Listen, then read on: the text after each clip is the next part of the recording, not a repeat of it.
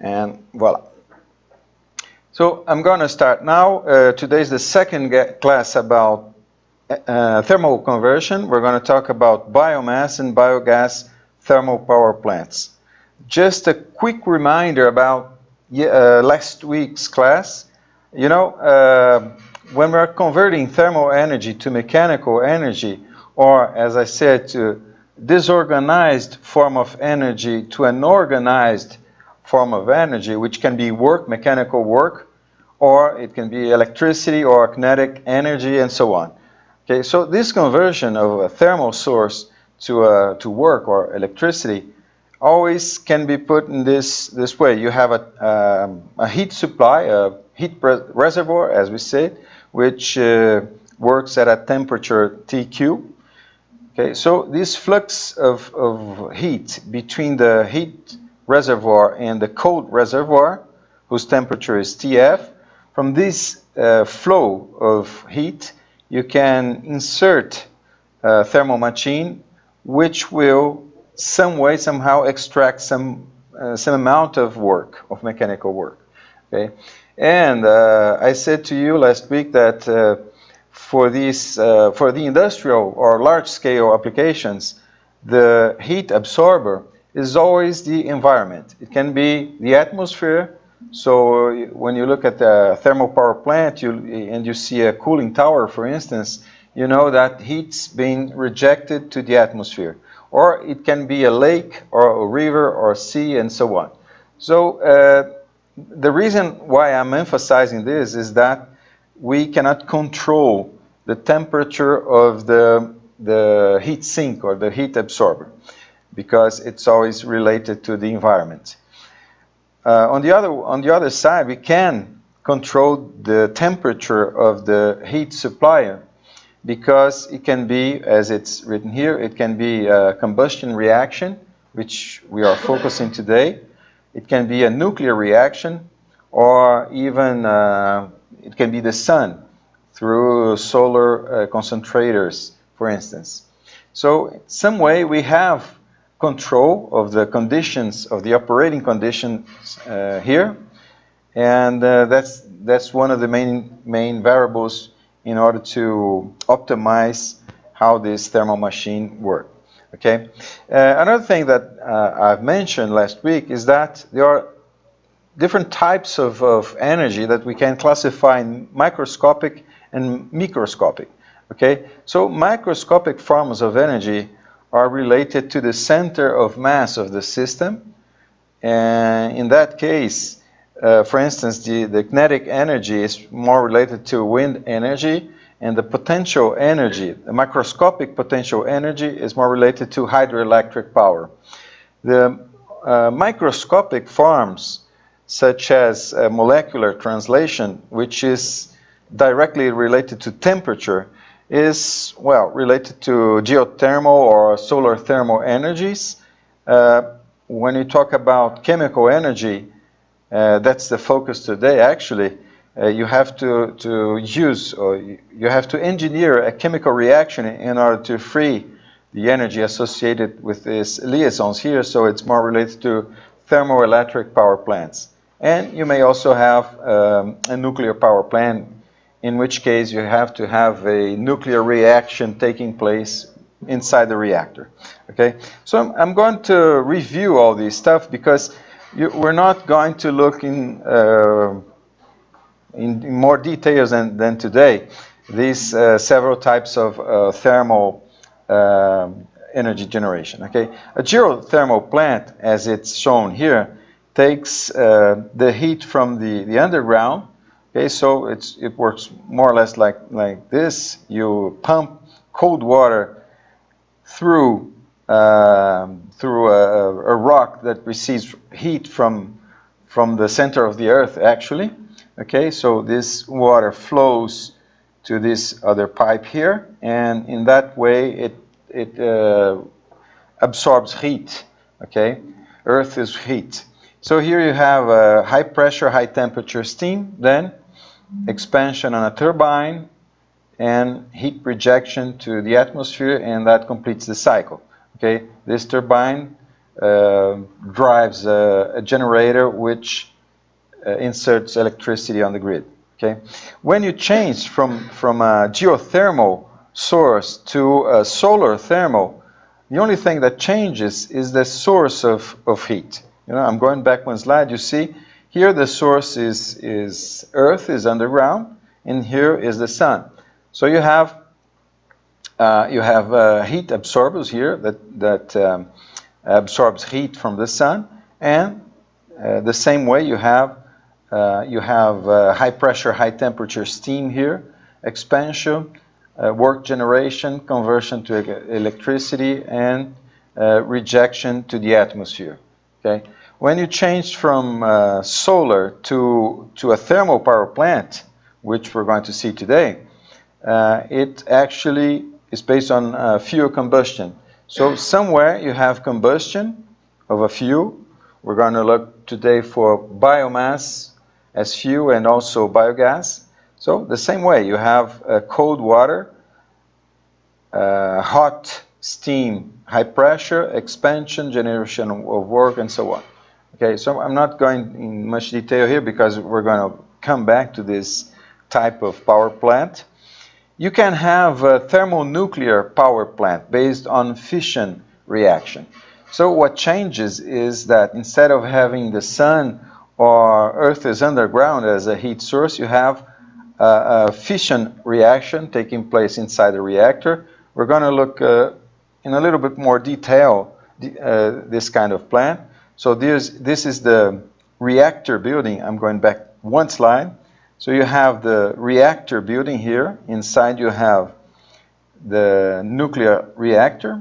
And actually, the thermonuclear power plant usually is built in two cycles. A primary cycle, which takes direct contact with the nuclear reaction, and the secondary cycle, which corresponds to the thermodynamic cycle, to a Rankine cycle, for instance. So you see, there's the reactor, you have the primary cycle, the water from the primary cycle circulating here.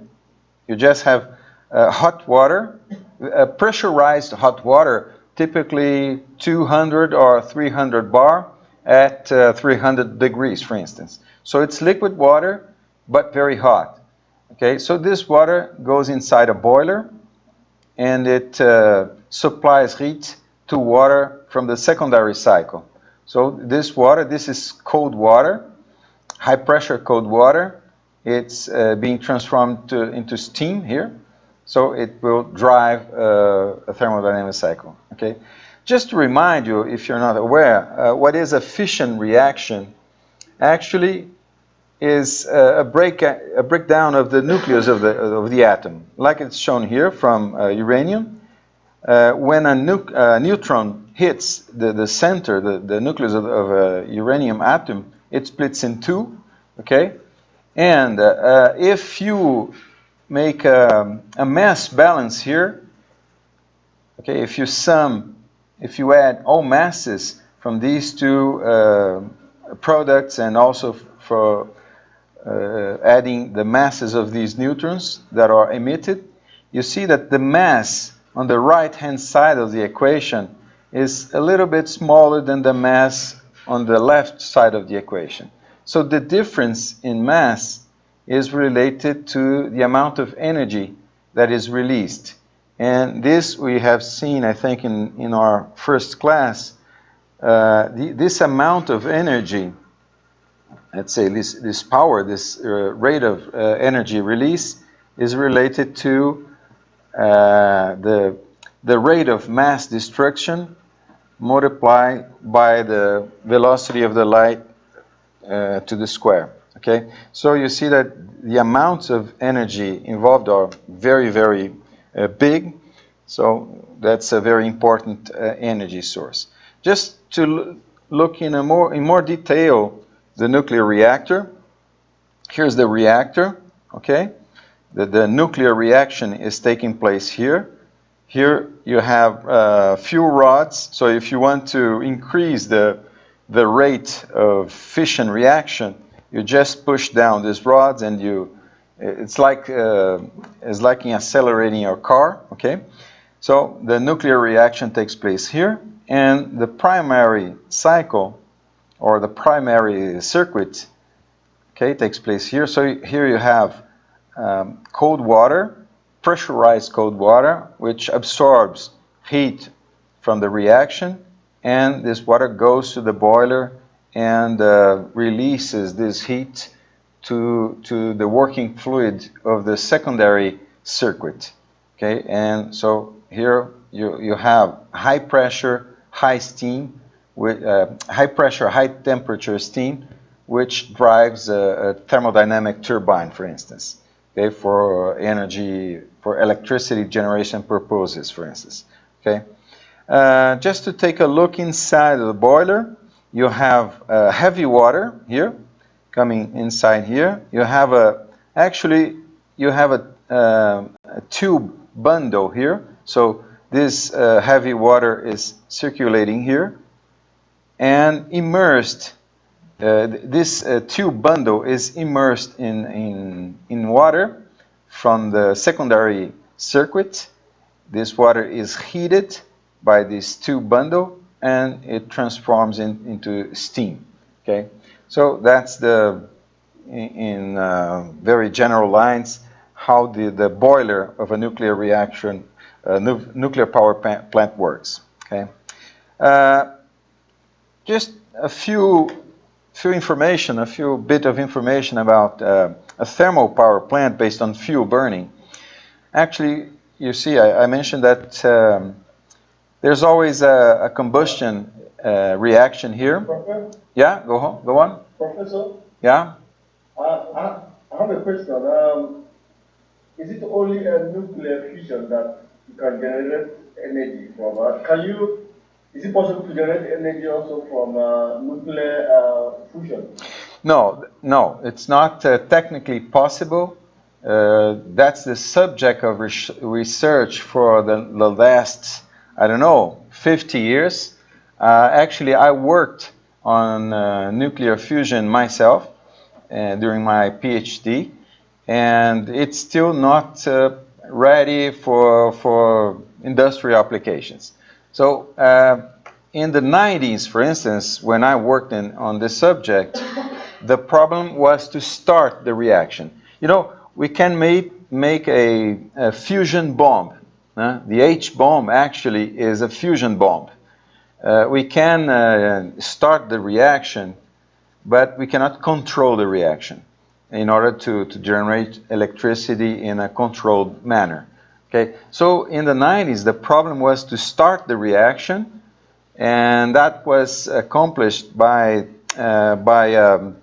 laser beams. With lasers, you can squeeze two hydrogen atoms, for instance. Let me just make a quick drawing here. Okay, so if you have a H2 atom here and H2, and somehow you have to put these two atoms in contact in order for them to become a helium atom. Okay, so the initiation of the reaction was accomplished through laser technology. The problem now is not starting the reaction. The problem now is to confine the reaction and to control the reaction. You know, this reaction, H2 giving place to helium, that's exactly the same reaction that takes place in the sun, okay? And let me ask you a question. What confines and what squeezes H2 atoms in the sun? You know, it's the gravity, the gravitational field of the sun that makes that. And we don't have this kind of force here on Earth. So what we try to do is to use magnetic fields in order to confine this reaction and to be able to control the reaction. You have to be able to accelerate and decrease the reaction rate in order to control the amount of heat that is being generated. Okay? So today, if you go to these labs in the world, you see they are all working on confining the nuclear reaction, the fusion reaction inside a magnetic field. Those are the tokamaks. Tokamaks, a type of reactor that is based on nuclear, on magnetic fields. So that's the current status of the research today. But there are no power plants based on this type of reaction. Only nuclear fission, okay? And that's been done for the last 50 years. I don't know. Okay? Okay. So moving on, I'm going to talk a little bit about a thermal power plant, and we're going to revise all the thermodynamic equations in order to be able to better analyze this type of plant. And just emphasizing that today we're going to focus on biomass and biogas power plants. Okay, so there's always a combustion reaction, which actually is you take your fuel mixed with air, or it can be pure oxygen. Then you have combustion gases and thermal energy. Okay, thermal energy is going to be converted to electricity. So the combustion reaction can be something like this. I'm using methane here just for simplicity, and because in a few slides we're going to calculate some things about this reaction, chemical reaction. For instance, we're going to calculate the combustion temperature of this reaction. Okay, I'm going to show you how. So we can use methane just for simplicity. That's the stoichiometric formula of air, if you use air as your comburant, okay? So you need 2 moles of air to burn 1 mole of CH4, and you generate 1 mole of CO2, 2 moles of H2O, and nitrogen, which is present in atmospheric air, okay? Is not, if the temperature of the reaction is not high enough, it's not going to react. So you have cold N2 here, and you have hot N2 here. So the role played by nitrogen is very important in controlling the combustion temperature. Because if you don't have nitrogen and you use pure O2, we're going to calculate that in a moment. The temperature here can rise to 3,000 degrees, for instance. Okay, so that's good in terms of thermodynamics, but you don't have materials that are able to operate, commercial materials, I mean, that are able to operate in this kind of temperature. Okay, so we're going to see that in a few moments. Yeah, I'm going to talk first about gas thermal power plants, or actually the Brayton cycle. Just a reminder, today's class, we're going to make a bit of a tutorial, okay? I'm going to make some engineering calculations, thermodynamic calculations, just to show you how it is possible to use this kind of thermodynamic property software in order to make these calculations. Okay, so let's see the Brayton cycle, which is a cycle associated with gas thermal power plants. Okay, I think I've shown this picture before to you. This is well, this is the reaction. Going back 2 slides, let's see how this reaction is actually used in order to generate electricity. So you have air, okay, being entering the compressor, being compressed to the pressure of the combustion chamber, and here you mix your fuel, methane, just for simplicity.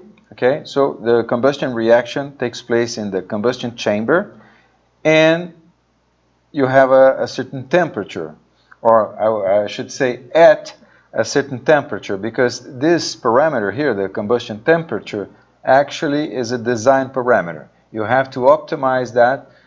You know, from the thermodynamic science, you would want the highest possible combustion temperature, but you have to consider all the problems associated with the materials, so you have to find a trade-off between in a high enough temperature that goes well with all your materials, especially in the turbine. Okay, so here you have hot gases, high pressure.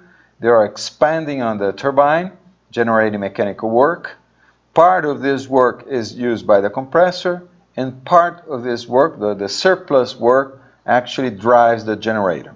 Okay, and then you exhaust gases to the atmosphere. Okay, if we want, I'm going to show you how to calculate this temperature and also how to control this temperature, because as I said, you have material concerns here. Not only material concerns, but also pollution concerns, because if this temperature here is excessively high, nitrogen is going to start to react with oxygen, and you have nitrogen oxides being formed. And this is a very dangerous pollutant that you cannot afford to emit that to the atmosphere. Okay, so you want to control, you want to limit this temperature for two main reasons: materials and formation of nitrogen oxides. Okay, well, when the equation that you're going to use to calculate that is the first law of thermodynamics, based on a control volume around the combustion chamber. Okay, so that's the first law of thermodynamics. Okay, heat minus work equals the net output of energy associated with the mass flow. Okay, so that's it. When we do that in the with the volume control volume associated with the combustion chamber, I mean, let me make a quick drawing here. The control volume is around the combustion chamber. Okay, that's the control volume, which is associated to this equation. So you see, you can assume that this combustion chamber is adiabatic. Okay, you're not losing heat through the walls. This can be by construction. You add isolation. Okay, there's no work either. So you only have to account for these quantities here. Just a reminder, the inlet temperature at which you calculate all enthalpies is the temperature at the exit of the compressor. So it's typically 200, 300, 350 degrees Celsius here. Okay, and the outlet temperature is the combustion temperature, which is an unknown. This temperature here, we must solve this equation in order to calculate this temperature. Okay, I'm going to show you how to do that. Okay, so let's write down all the equations. Going back one slide.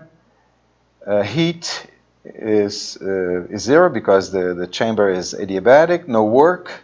There's not a turbine there. There's not a moving surface inside.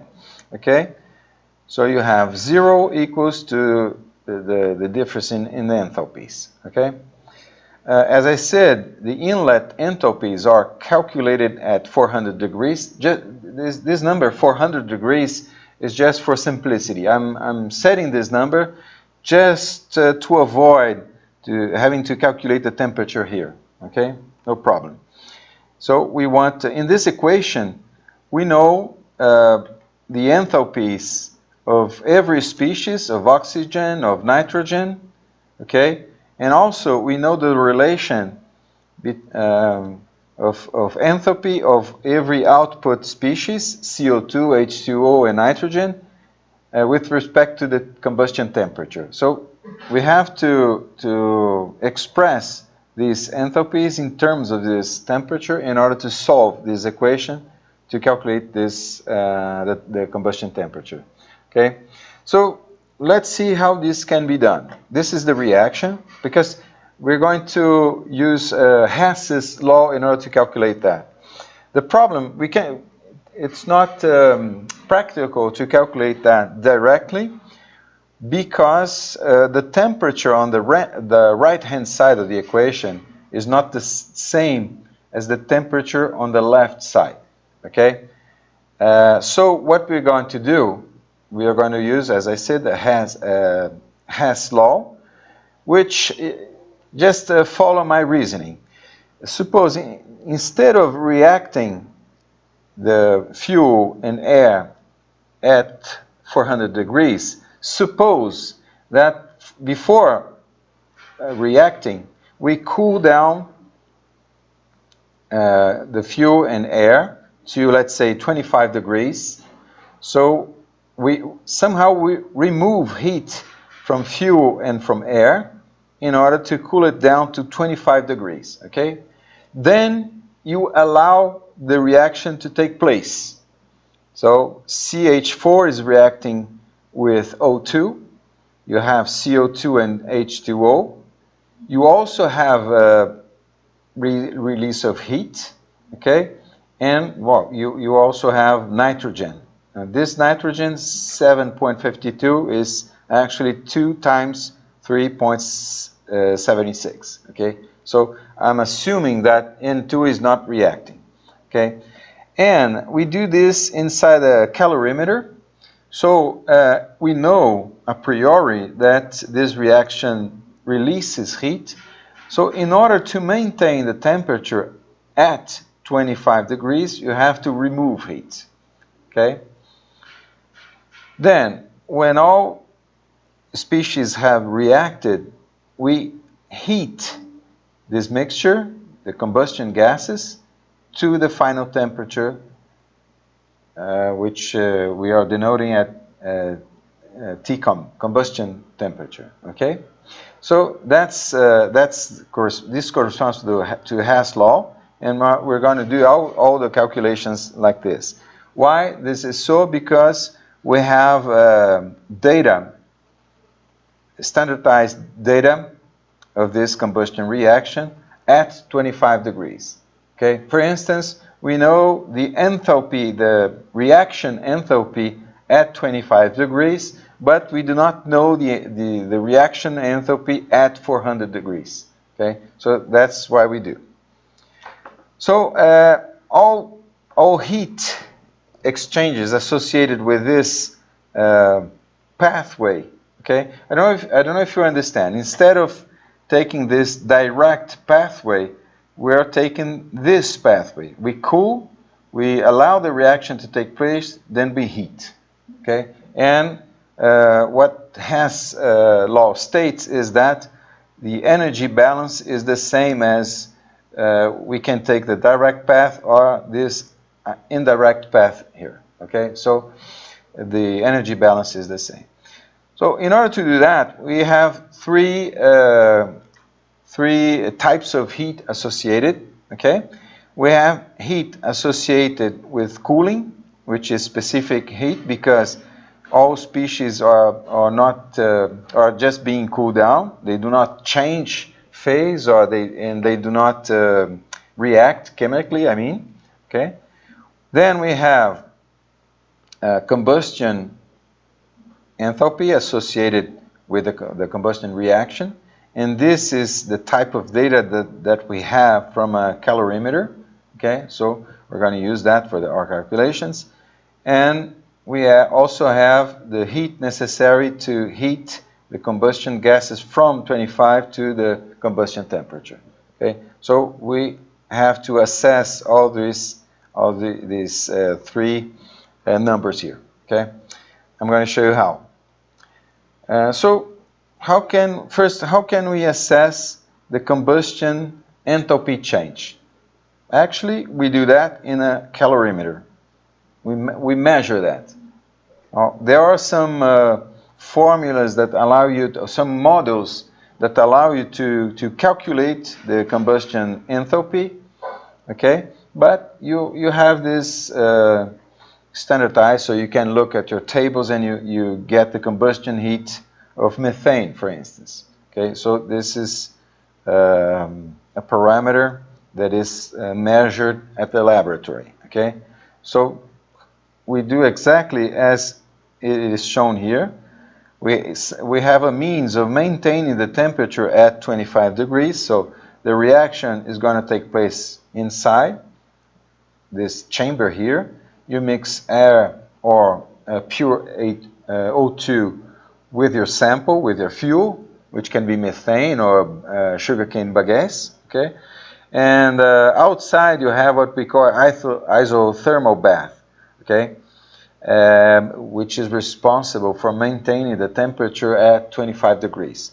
So you let the reaction, you allow the reaction to take place, and then you measure the amount of heat that you have to remove from the combustion chamber in order to maintain it at 25 degrees.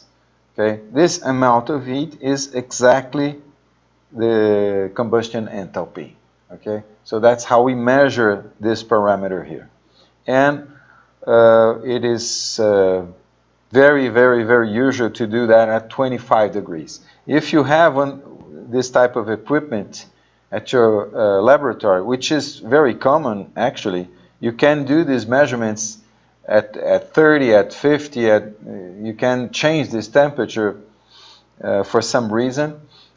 I don't know, in order to have a more accurate assessment of these energies associated with the reaction. Okay, so that's our first parameter. And when you go to the necessary charts, we get this number here for methane.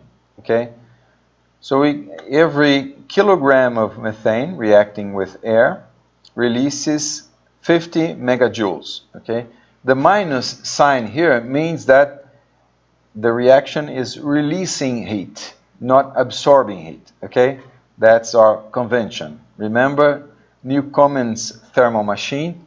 You supply coal to Newcomen's machine, and Newcomen's machine drains water from the bottom of the mine, so it produces work for you. You supply coal, the machine produces work, so supplying heat is positive, and supply or generating work is positive. Okay, so this is the data for methane.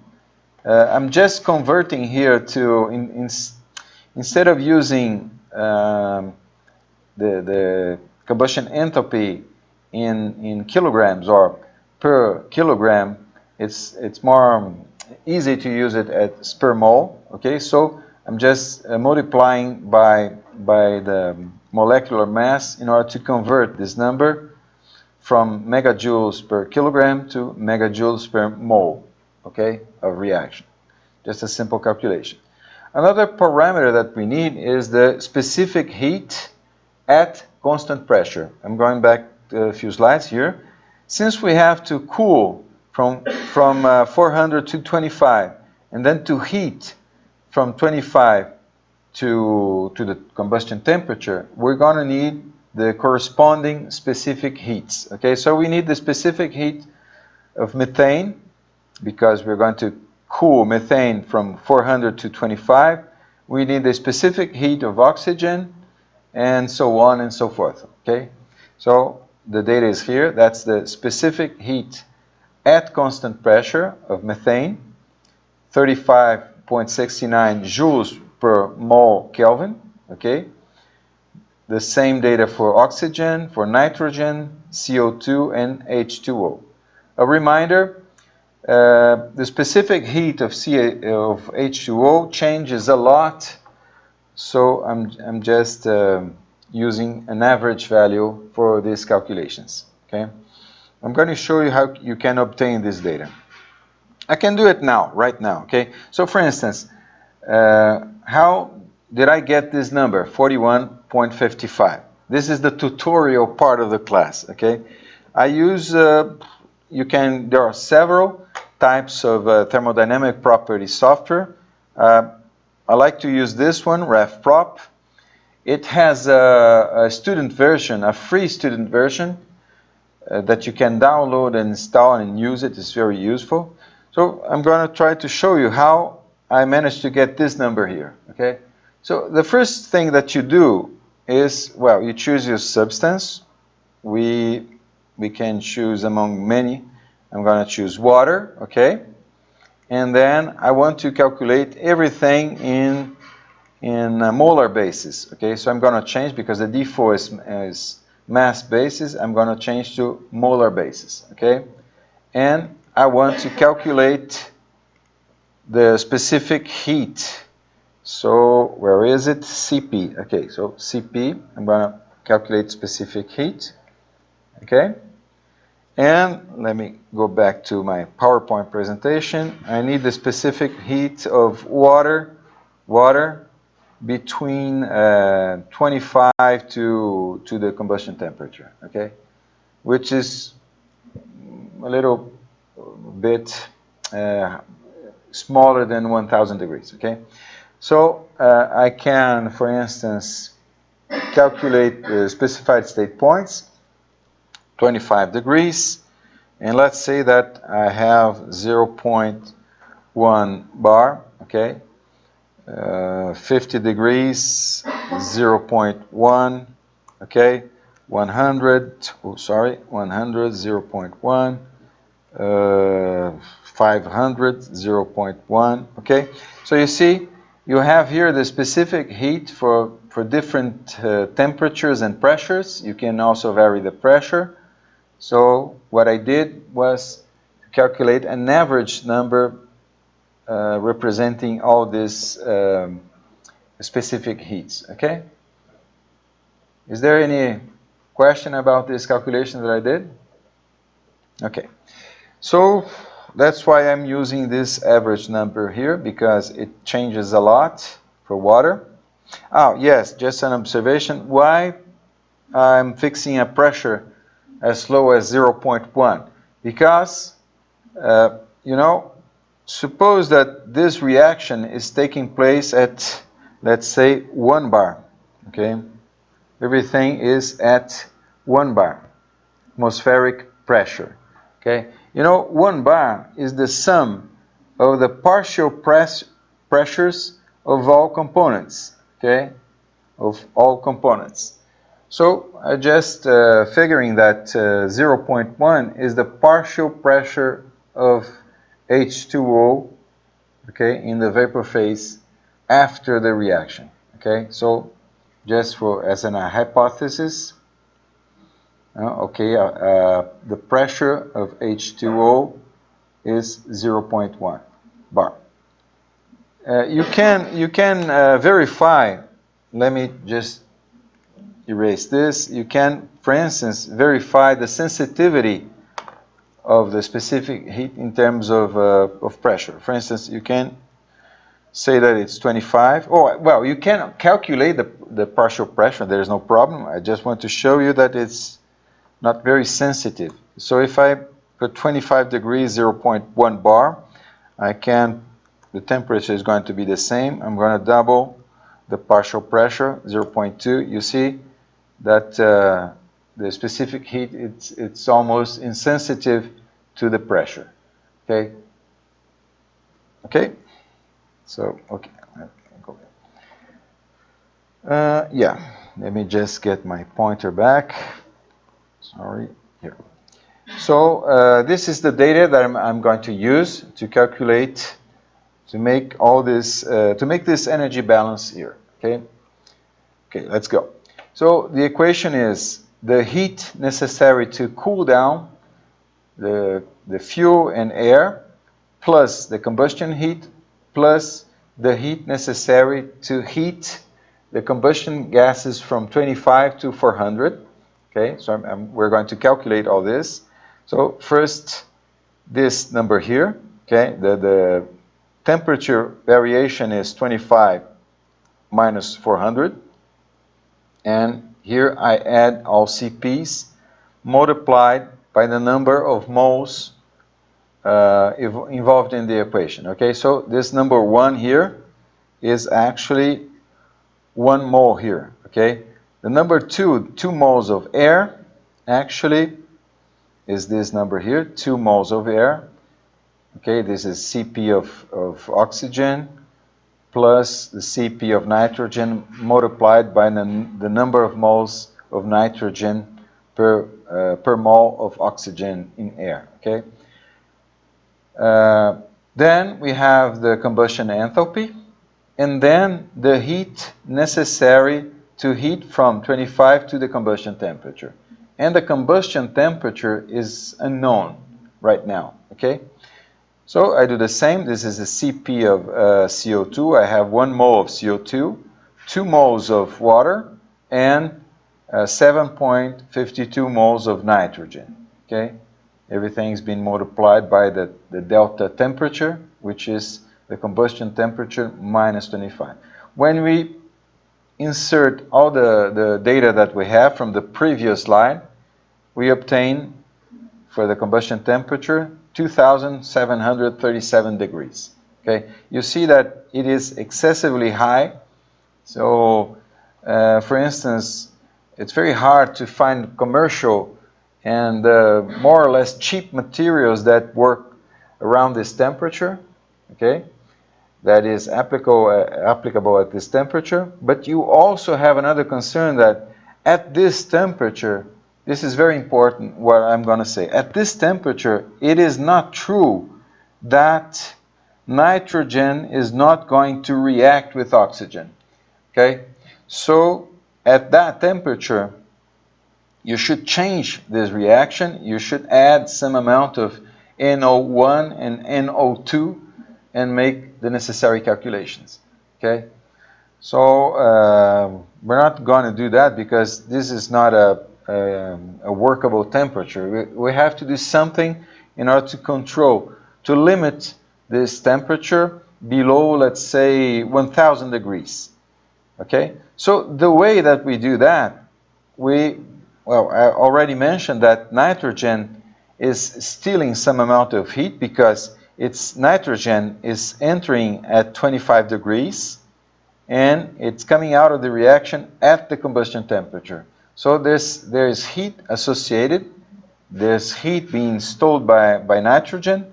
So what we do, we're going to supply more than necessary air in order to cool the reaction. Okay, so we work, as we say, with excess air, and we can do the calculations. Okay, so this is the stoichiometric reaction, as I showed.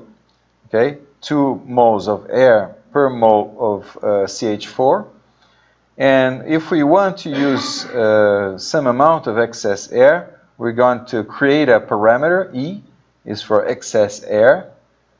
Okay, and we're going to insert this parameter here. Okay, so 2 moles is being multiplied by 1 plus E. E is in mole per mole. Okay, and when E is 0, we have stoichiometric reaction, as we did right now. Okay, so when we do all calculations, okay, the only difference is that in addition to CO2, H2O, and nitrogen, we also have 2 times E times 1 mole of air that is not reacting because the stoichiometric amounts of air already reacted with methane.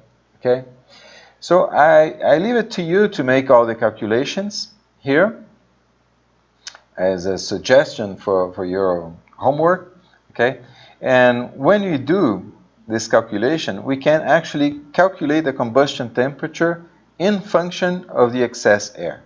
As I mentioned, when E equals 0, okay, we have stoichiometric combustion, and we have the previous result, which was 2,700 degrees. Okay, and when E increases, the temperatures drop, and you can determine the amount of excess air that you have to have in order to control the combustion temperature for material concerns and also for pollution concerns.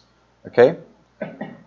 Teacher. Yeah, go on. About the nitrogen, is a constant, this number 3.76? Yeah, it's a constant. Yeah, it is, because that's the constitution of atmospheric air. Okay? Atmospheric air is 70% of nitrogen, 21% of oxygen, and so on. Okay. Is there another one 70.52 is you injecting the reaction? Yeah, we actually 7.52. I just simplified here. When you, I'm going to show you where. Yeah, here. 2 times 376. Okay. Oh yeah. Okay, it's equal. Yeah. Yeah, sorry. Yeah, I should have written like this. It's simpler. Okay. Okay. Okay. Thank you. Sorry for that. Okay, so well, I wanted to show you this because this is a simple way of calculating the combustion temperature. It's interesting because I can exploit this problem related to the control of the combustion temperature. Okay, but as far as we need only to make a thermodynamic analysis, there's a simpler way of doing that, okay, using charted data. Okay, so I'm going to show you a simplified analysis of this problem, and we're going to make the calculations assuming something different. Okay, I'm going back a few slides. Where's my, yeah, here. So this is the actual gas power plant. We react air with fuel, with natural gas, methane, okay? And here we have combustion gases composed of CO2, H2O, and nitrogen, okay? We could do differently. We could do this, okay? Instead of reacting directly in the combustion chamber, we could do this. We could react air and fuel and methane. Okay, this reaction I showed you, it releases heat. Okay, you can think that this combustion chamber here is our calorimeter. Okay, so it releases. This is the reaction heat. Everything is at 25 degrees.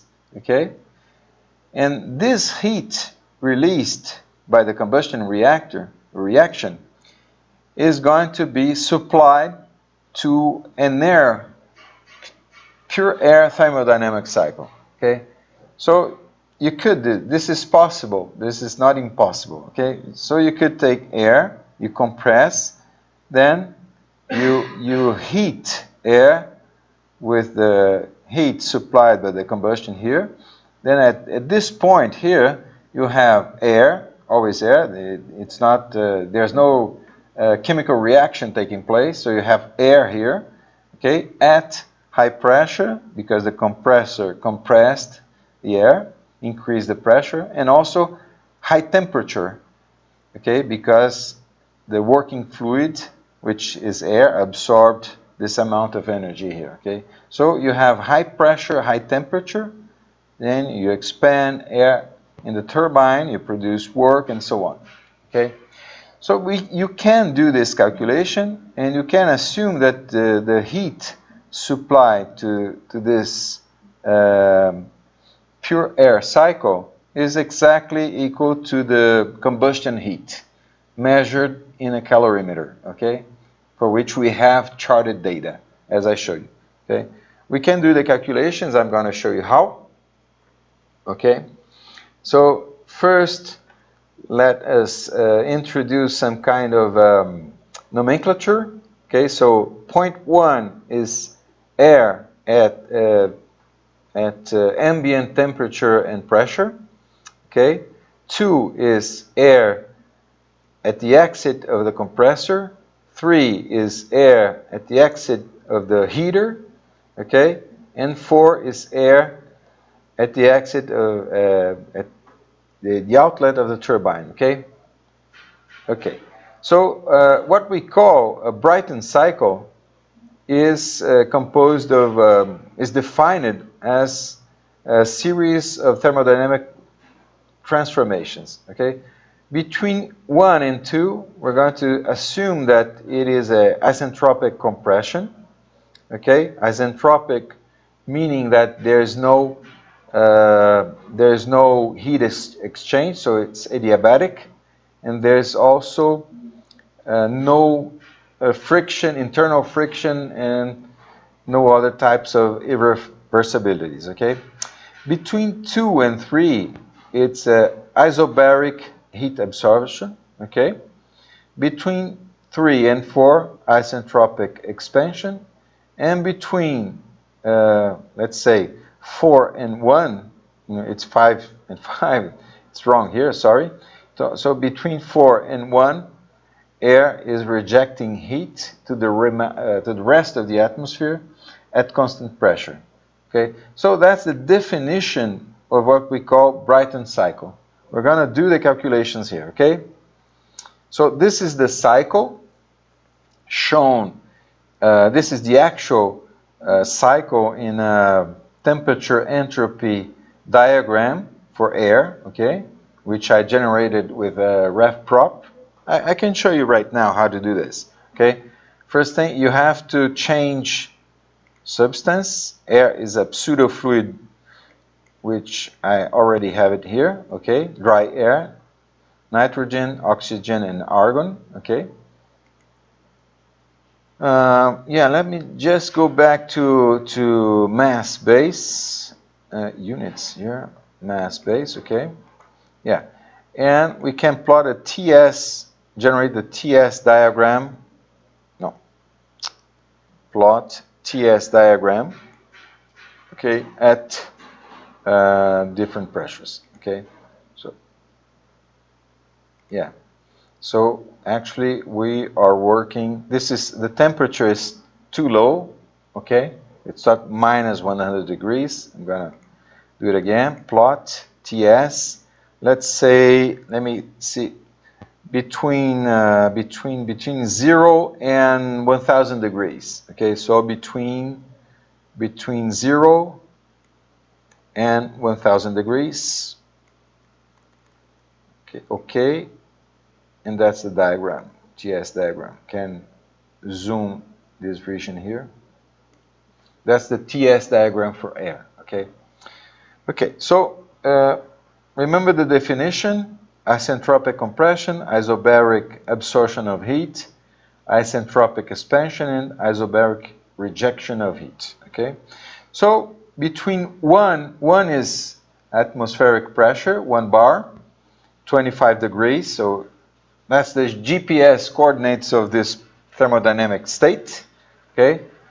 Isentropic compression means that the path is vertical, so we go from 1 bar to the working pressure, which I fixed at 26 bar here. This is the design parameter, okay?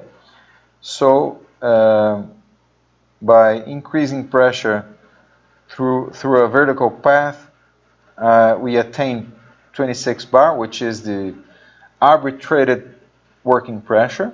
So the temperature is 425, okay? Then we absorb heat from the combustion chamber at constant pressure. So pressure is going to remain constant at 26 bar until we reach the maximum temperature. Let's say that it's 1000 degrees.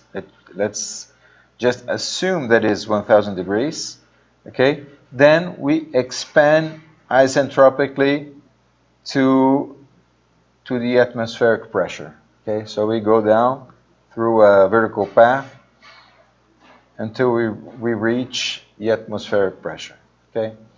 And we can calculate the temperature here, okay? I'm gonna do this with ref prop as I showed you, okay? So let's do it together, or try to follow me. I'm going to calculate on specified points.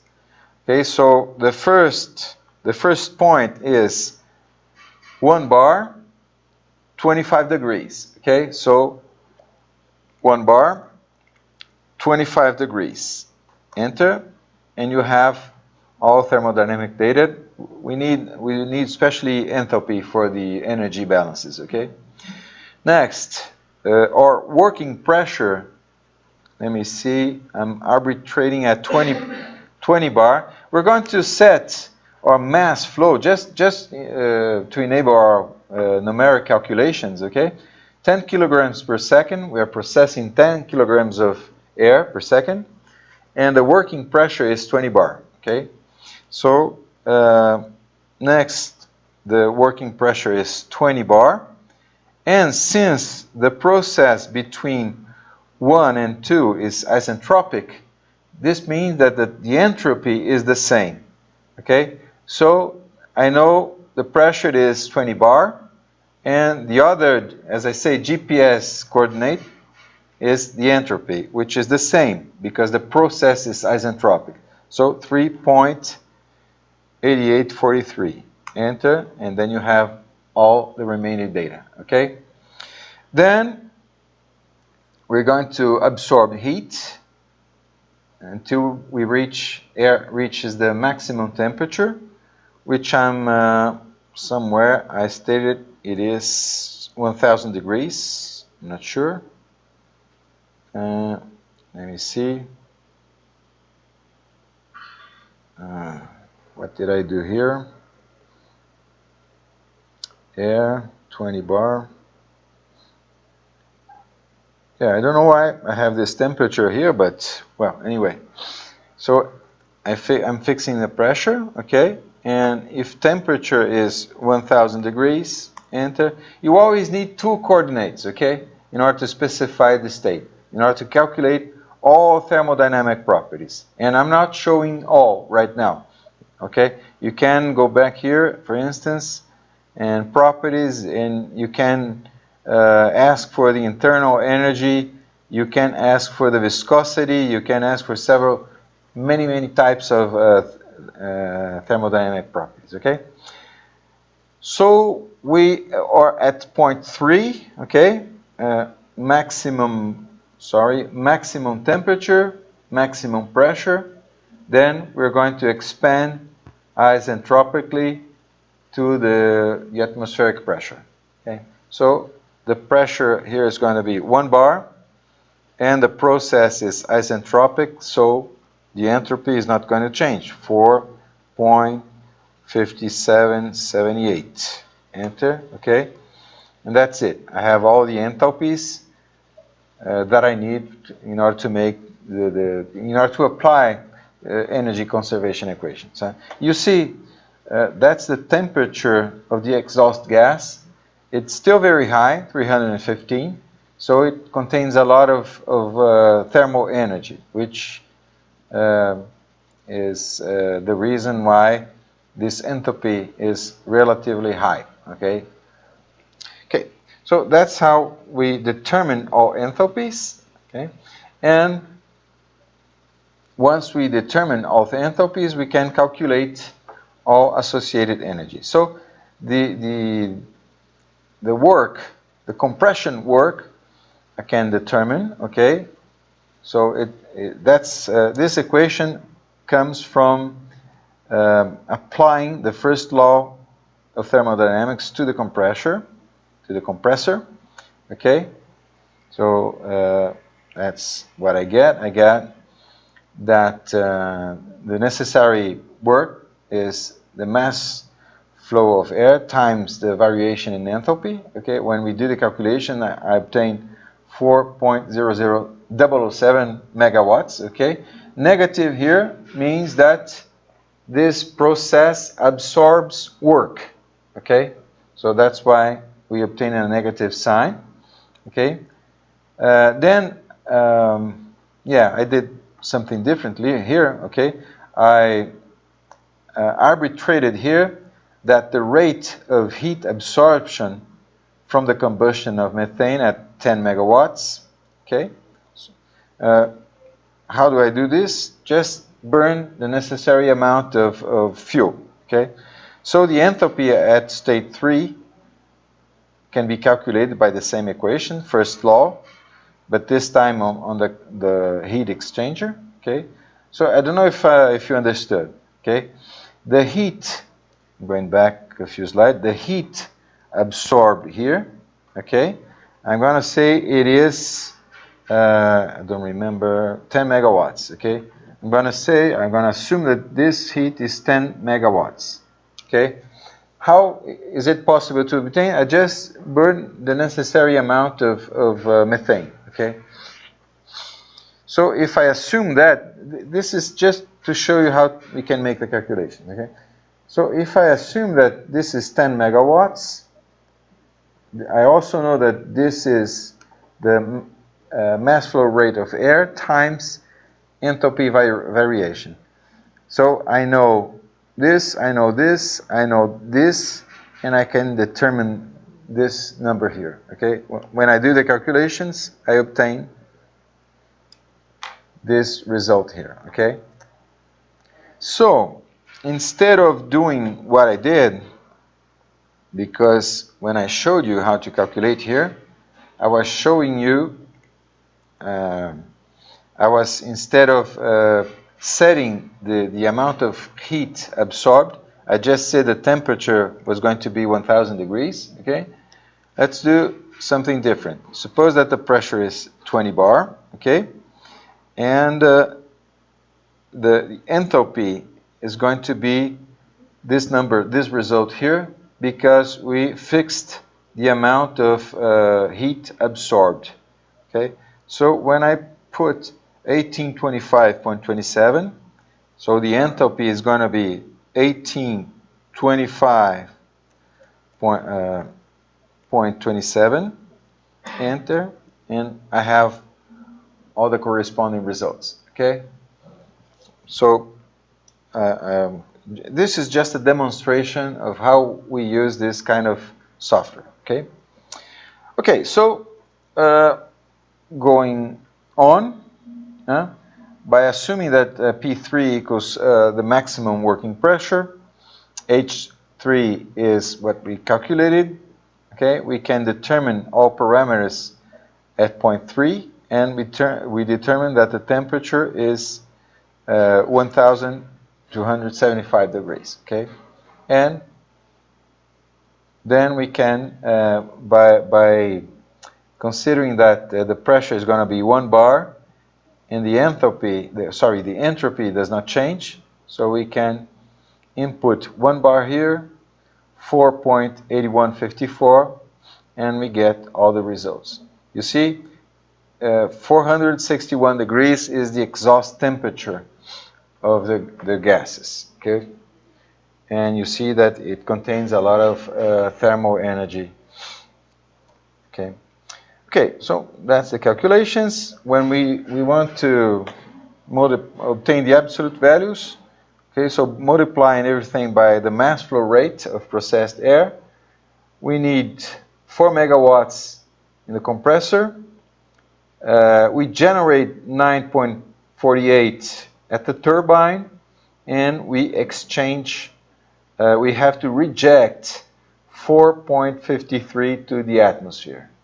Okay, that's being sent to the atmosphere. So it's almost 50% of the work generated at the turbine. Okay, so our efficiency actually is the net amount of work, 9.48 minus 4.01 divided by 10 megawatts. This is the amount of heat absorbed from fuel. When we do the calculations, we obtain 54.7%, okay? And we can compare that with the efficiency of a virtual Carnot cycle between these two temperatures, okay? And I showed you last week how to do this calculation. We obtain 80%, okay?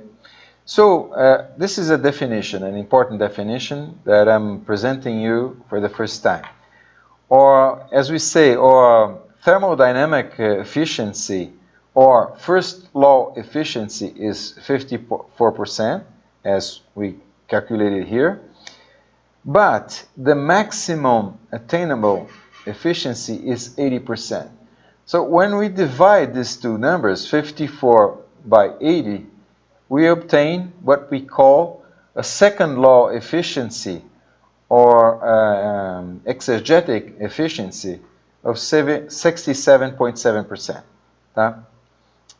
And an observation, one reason for this loss of efficiency is the excessively high temperature of the exhaust gases, which still contain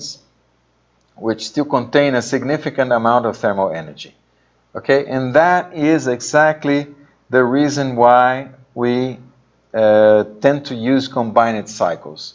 We use, instead of, let me go back some slides, instead of rejecting this very hot air to the atmosphere, we can use this air as a heat source for another thermal cycle.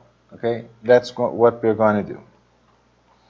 Okay, yeah, that's it. So we calculated the exit temperature, 461 degrees. Okay, so this amount of air, here we have low pressure. We have already expanded through the turbine, but we still have high temperature. So the idea is to recover some amount of this thermal energy with the help of a second thermal cycle. Okay, it's going to be a Rankine cycle. Okay, so we pass this air through we can call that a recuperator or a recovery boiler, okay, or a regenerator boiler, okay, and we then heat water in a second thermal cycle here, okay. So that's the idea of a combined cycle. I showed you that last week, okay. But this week I'm not going to do the calculations. We did that last week. I just want to show you a comparison between open and closed cycle, or open cycle or single cycle and combined cycle. Okay, it's open because actually you send air to the atmosphere, the combustion gases to the atmosphere, so that's why it's called open, okay, and combined cycle, which is the one I just showed you on the previous slide, okay. So this table has a lot of comparisons, okay, important parameters, including the economical ones, okay. You see that I'm highlighting a few. The investment cost is higher, 20% higher. Why is that? Because you have more equipment. You have to buy more equipment. So that's why capex values are higher for the combined gas cycle. Okay, but the production cost drops dramatically. Okay, why is that? You see from $200 per megawatt hour, generated megawatt hour, it drops to 55 to, let's say, $70 per megawatt generated. So you expend 20% more, but you get 66% more revenue. Okay, so you invest more, but you get more as income during the operation of your power plant. Okay, so that's why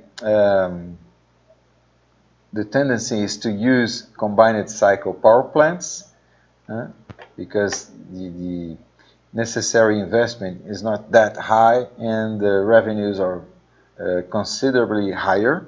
Okay, I already did a technical economical analysis of these two power plants. Okay, open cycle and combined cycle. Okay, this is the cash flow of these two power plants. Okay, considering I'm not sure 30 years, the entire lifespan of the project. Okay, and these are the numbers, the technical economical parameters or econometric parameters, VPL, benefit cost, internal rate of return, and so on, comparing both. You see that the combined cycle is a lot better, okay, in all counts, in all comparisons, okay. I have the spreadsheet. I can post a link to this spreadsheet on our Facebook page if you want. if you want to play with these numbers, okay, just to see. And I'm not going to have time today. I have still a lot of things to show you. But my intention was to build this spreadsheet with you from the scratch, okay? I'm not going to do that because I'm going to do that in some other occasion. And I'm going to broadcast through YouTube. So I'm going to post a link with the date and place where I'm going to show you this, okay? And for now, I'm going to post the link to this spreadsheet, and in order for you to have access to all these calculations, okay? Okay, let me just show you some power plants here in Brazil that is based on this principle. This is Governor Leonel Brizola's power plant. I say it's his because he was in charge at that time. Okay, this was built near Reduc, which is a petroleum refinery in Rio de Janeiro, actually Duque de Caxias. Okay, so you have this refinery is right beside. Okay, and well, it's a 1 gigawatt power plant, and part of it, I would say 1/3, actually is a combined cycle and steam. Okay, so it sells electricity to the petroleum refinery, which is right beside here. It sells electricity and also steam, because you need a lot of steam for processing petroleum. Okay. So instead of producing electricity from this amount of steam, it uses it as a heat carrier substance, okay, for the processes taking place at the refinery. Okay. The other part, the other 2/3 of this power plant is a combined cycle, a pure combined cycle. The Brayton cycle produces 330 megawatts. And the Rankine cycle, okay, produces 324 megawatts. Okay, so that's Governor Leonel Brizola power plant. This is an aerial view. You see, those are the pipes that supply steam to the refinery here. Okay, you get gas is obtained from Bacia de Campos and also from Bolivia, through the gas ball, gas pipeline, okay? And, well, that's it for now. And this is the regenerative boiler, okay? This unit here, I'm going to show you in some details, is this equipment here is exactly, I'm going back some slides, this is the regenerative boiler, okay? So it gets the combustion gases and put them into contact, thermal contact with water from the secondary cycle. Okay, so those are the regenerative boilers here. You see the chimneys here. Okay, and well, these boilers work roughly like this. As I'm showing you, have combustion gases coming from here, okay? You have the option, you can burn some fuel in order to increase the temperature here. That's interesting, okay? So hot gases are releasing heat from left to right, and then they are emitted to the atmosphere, okay? Water of the secondary cycle is pumped first. So here you have liquid water, low temperature. They absorb heat in 3 steps, okay? First, in the what we call economizers, okay? So you have cold water, actually compressed liquid. Then this water is heated to saturated liquid water. Okay, so you have, let me just draw a TS diagram here in order for you to understand what's happening with water. So this is the TS temperature entropy of water. Okay, this point here, so it's well, this is the isobaric line. Okay, let me change color right now. So this point here is roughly here. Okay, then at the economizer you heat that to, okay, from here to here. So you have compressed liquid water. In the evaporator, you, as the name says, you evaporate, so you come here, okay? So this point is saturated heat, okay? If you need steam for your processes, you can obtain from here or not, okay? And in the superheaters, you heat the saturated steam to superheated steam. Okay, so this point here is the exit here. Okay, so the necessary heat is being supplied by the combustion gases from here to here. Okay, I just erase here and going back my point. So if you can see temperatures here. So water, this point here corresponds to this point here in the TS diagram. Okay, so it starts heating in the economizer. It heats to saturated liquid. Then it changes phases to saturated steam. So it changed phase, so the temperature remains constant here. The temperature is not changing here. Then it is superheated to the exit temperature here, okay, right here. Okay, when we follow the temperatures experimented by the combustion gases, supposing that we're burning a small amount of fuel in order to increase temperature, okay, so you have hot gases here, let's say 400 degrees, for instance. You heat it up to, let's say, 500 degrees, okay, then it starts to drop because it is continuously releasing heat in order to increase temperature of water. Okay, so that's how these regenerative boilers work. Okay, this is a more detailed, a more realistic picture of this type of equipment. Okay, just for your reference, for you to, in order to have an idea of the scale of the equipment, is relatively small. It's not very big. Okay, and that's it. I'm going to talk now about this was the gas cycle, how we make the calculations with a gas cycle, or as we call a Brayton cycle. But how do we obtain the fuel?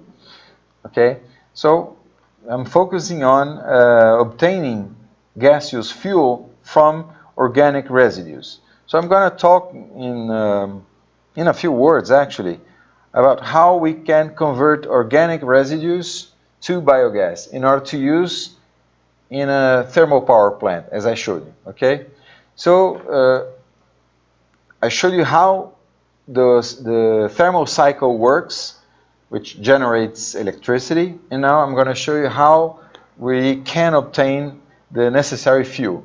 Okay, there's a lot of important details related to this conversion of organic residues to biogas. By residues, it doesn't have to be an actual residue. Okay, it can be, for instance, something that you buy.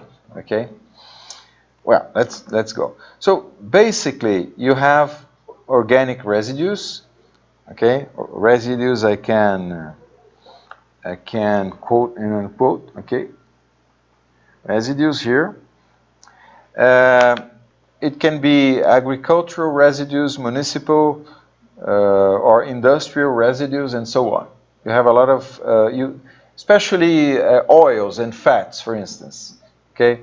This is a very efficient way of doing. Okay, the basic reaction is, or the basic process is anaerobic digestion.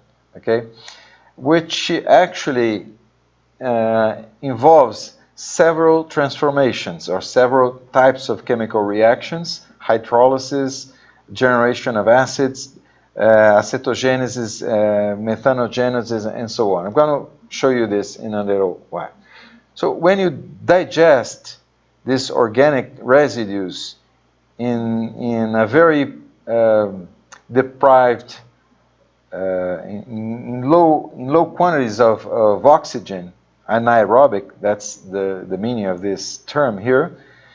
When you pass through this process, you have gaseous products and solid and or liquid products. Okay, the gas products, the characteristics, I forgot to translate to English, but the point here is that the gas that you obtain here usually has a low heating value, okay, and it is also, let's say, a nasty gas. You cannot use it directly in a combustion machine, internal combustion engine, for instance. You have to treat this gas in order to purify, in order to remove nasty things that I'm going to show you in a little while. But anyway, you have most of the energies or most of the energy content of the residues end up here in the gas, okay, and which you can use to drive a thermal cycle, as I just showed you. Okay, so you get electricity by using an internal combustion engine or a gas turbine engine in a Brayton cycle, for instance. You also have rejected heat, which you can simply reject to the atmosphere. Okay. Well, about the solid and liquids that you get after anaerobic digestion, usually it's a very, very good fertilizer. Okay. The solid ones may be sold as fertilizer because they are very rich, but the liquid ones, let's say, they are poor with respect to the mass. Okay, every kilogram of liquid fertilizer contains only a small amount of fertilizer. 1 kilogram of solid residues contains almost, let's say, 1 kilogram of fertilizer. Okay, so usually the solid residues are sold and the liquid ones are used in local applications because they are too heavy or the concentration is too low. Okay, well, let's see what the composition of the gas that you get here. Okay, for comparison, let's consider natural gas. Yeah. Professor, please, can you go back to the slide? This one? Yes. Please, before you subject your organic residue to anaerobic digestion, do you need a form of pretreatment, or you just subject directly? Yeah, well, Do you need to pretreat your organic residue before digestion? you may have some kind of pretreatment here, especially size reduction, depending on the sizes of these particles here. Okay, but usually no. I'm going to show you one that does not use, because it uses corn silage mixed with chicken manure. Okay, so usually pretreatment here is just reducing size or obtaining an homogeneous mixture. Someone is trying to call me here. Let me just... Okay. Okay, did I answer your question? I'm going to show you in a few minutes how this is done. Okay. Thank you. Right, so I'm going to show you the composition of biogas from different sources, but I want to compare that with what we call our gold standard in terms of fuel, okay, which is natural gas, or almost pure methane. So as you see, And it is also, natural gas is also what we call an energy carrier, or what we call here in Brazil an energy vector. Okay? By that I mean this is a substance that contains a lot of energy, but also satisfy a number of properties in terms of viscosity and so on that define it in order for these substances to work properly in an internal combustion engine, for instance. Okay, so this is very important. Okay, so our gold standard is natural gas in terms of being an energy carrier or energy vector, as we say here in Brazil. Okay, so the composition is almost pure methane. Okay, and other hydrocarbons, and very small amounts of carbon dioxide, nitrogen, and hydrogen sulfate. This is very important because this is one of those nasty components that I mentioned. Okay, but being almost 99% of energy containing compounds, energy rich compounds, the higher heating value is very, very high, 48 megajoules per kilogram. Just for you to have an idea, sugarcane bagasse is around, sugarcane bagasse with 50% moisture is less than 10 megajoules per kilogram. Okay, just for you to have an idea of these numbers. So it's very, very rich in terms of energy content, and for this reason, very, very pure, very rich in terms of energy content. So this is the prime fuel for large-scale thermoelectric power plants. Okay, so just as the one I showed you, Governador Leonel Brizola power plant. Okay, then I'm going to show you two sources of biogas. First, from anaerobic digestion. Okay, from vinasse, for instance, for, as I mentioned, chicken manure or pig manure. Okay, so let's just look at the composition. Instead of 90, you get 55% of methane. You get a lot of CO2, 35 against 0.7% in our gold standard. Okay, so and carbon dioxide, as you know, does not contain energy. Okay, you have some amount of nitrogen, comparable with natural gas, and you also have a lot of hydrosulfates. Okay, 500 ppms. This is very, very nasty in terms of using this gas directly in some kind of equipment. Why is that? You know, the combustion temperature, let me just go back a few slides. One that I have the combustion equation. Yeah, here. When you burn methane, you get water. Okay? What happens when you have water mixed with mixed with this hydrogen sulfates? Okay, what happens? You have sulfuric acid, okay, and this is going to destroy entirely your equipment. So this is not this is not directly applicable in an internal combustion engine or a turbine, a gas turbine. You have to do something in order to remove especially hydrosulfates. Okay, you have to get rid of this. Okay, and for this reason, and also because the heating value is low, in 20 megajoules per kilogram, that is basically the influence of having 35% of CO2.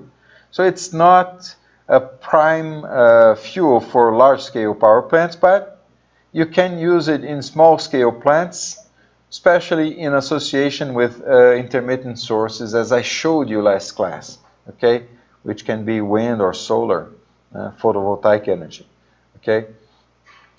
Another important consideration is biogas from landfills, okay.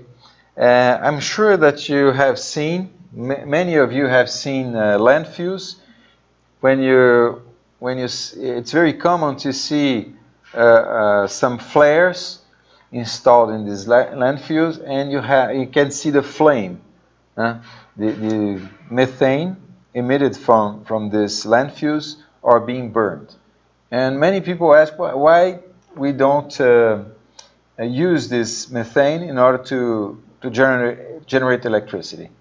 Because of these reasons here. The heating value is very, very low because there's almost more carbon dioxide than methane, a lot of nitrogen, and a lot of hydrogen sulfates. Okay, so in order to use this biogas from landfills in an internal combustion engine or in a gas turbine, the amount of equipment that you have to have in order to get rid of these contaminants and to, let's say, increase a little bit the heating value, it's not economic. Okay, so usually this is not used for this type of application. So it's rarely used as fuel in electricity generation, but methane is a very, very important gas in terms of greenhouse effect. So you cannot emit it as methane.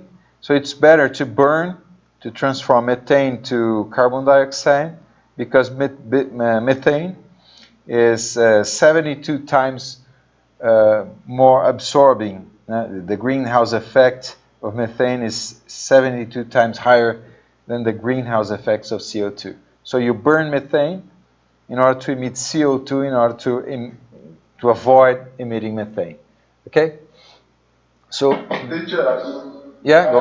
I have a question about what is the difference in the biogas from anaerobic digestion and the biogas from landfills, but the process, why is the difference? Yeah. Yeah, I think my next slides, I'm going to show you the steps which both are anaerobic digestion actually. Okay, what changes is the feedstock. Okay, because here, depending on what type of residues that you have, for instance, let me ask you with my slide here. I'm just going to do something here. Okay, if you allow me, I'm going to let me do something here. I'm going to just going to amplify this graph here. Increase. Okay. Nope. That's okay. Okay. So. What changes actually is the feedstock. Now, this graph shows the amount of natural gas or biogas that you obtain from 1 ton of feedstock. So you see, for instance, cow manure, pig manure, and chicken manure are very bad fuels or very bad feedstock for natural gas production. Okay, so chicken manure is interesting, but pig and cow it's not very good. Okay, and fats, greases, and oils, bakery weights, food scraps, and so on, and corn silage. Okay, corn silage. You get a lot of natural gas from this kind of waste. So the chemical or biochemical reactions are more or less the same, but as the composition of the feedstock changes a lot from organic residues, as I show you here, or from municipal residues, they change a lot. So the composition of the products change a lot. Okay. Okay. Are you satisfied with my answer? Yes, teacher. Okay, okay. So coming back here, both are anaerobic digestion, but well, usually this is from those types of residues, and landfills you use municipal garbage actually, okay, that you try to ferment. I also want to say that this is not my area of expertise, okay, so I may be wrong in some points, but I believe in the whole I'm correct, okay, but if I say something wrong, please correct me. There is no problem, okay? I know that it may be the specialty of one of you guys, and if I say something wrong, please correct me.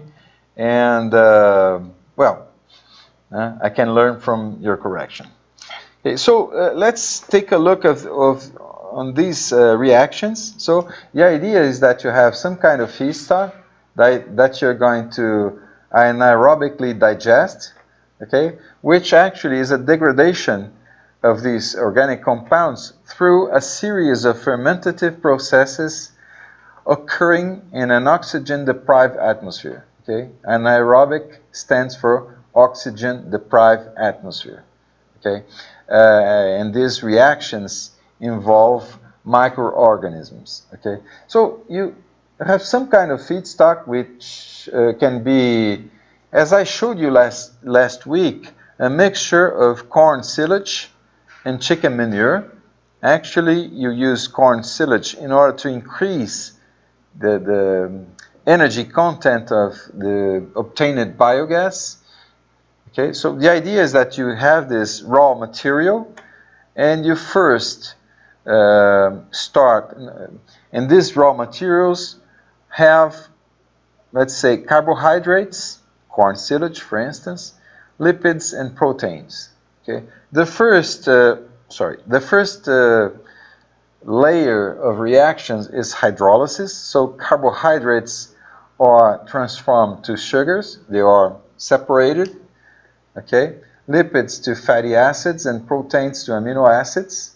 Okay, so there's several layers of reactions, and every layer involves different types of microorganisms. Okay, a second is acid generation. So sugars and fatty acids generates carbonic acids and alcohols. Okay, on the other side, you already have generation of gases, H2, for instance. H2 is a valuable energy carrier product. You can stop reaction here and use only H2. But you also have CO2, okay, because some of your microorganisms are breathing, actually, instead of fermenting. Okay, you have ammonia, and you also have sulfates, which are those nasty components that you have to get rid of in order to avoid having sulfuric acid in your system. Okay, then another layer, formation of acetogenesis. Okay, H2, acetic acids and carbon dioxide. Okay, and then generation of methane. So you have methane and CO2.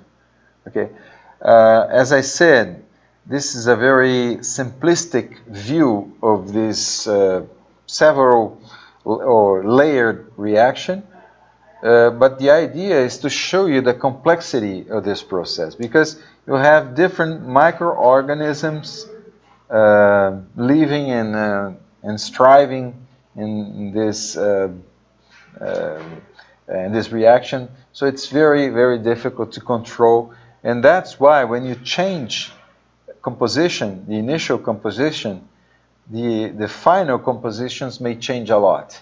Okay, that's the reason why changing the input feedstock, the feedstock here, changes the relative amounts of carbohydrates, lipids, and proteins, and the consequence is that the composition of your final products may change a lot. Okay, well, that's I don't know if you remember, that's from last week's class. That's the project that power plant, the integrated power plant near Berlin. I don't know if you remember. Yeah. Professor, Yeah, go on. I have a question. In that anaerobic digestion process, do you generate waste or is it only sulfates? Sorry, I didn't. What are the other wastes generated in this process, anaerobic digestion? Oh, this is a generic picture of the process. It can be, as I'm showing here, it can be food scraps, for instance, or cow manure.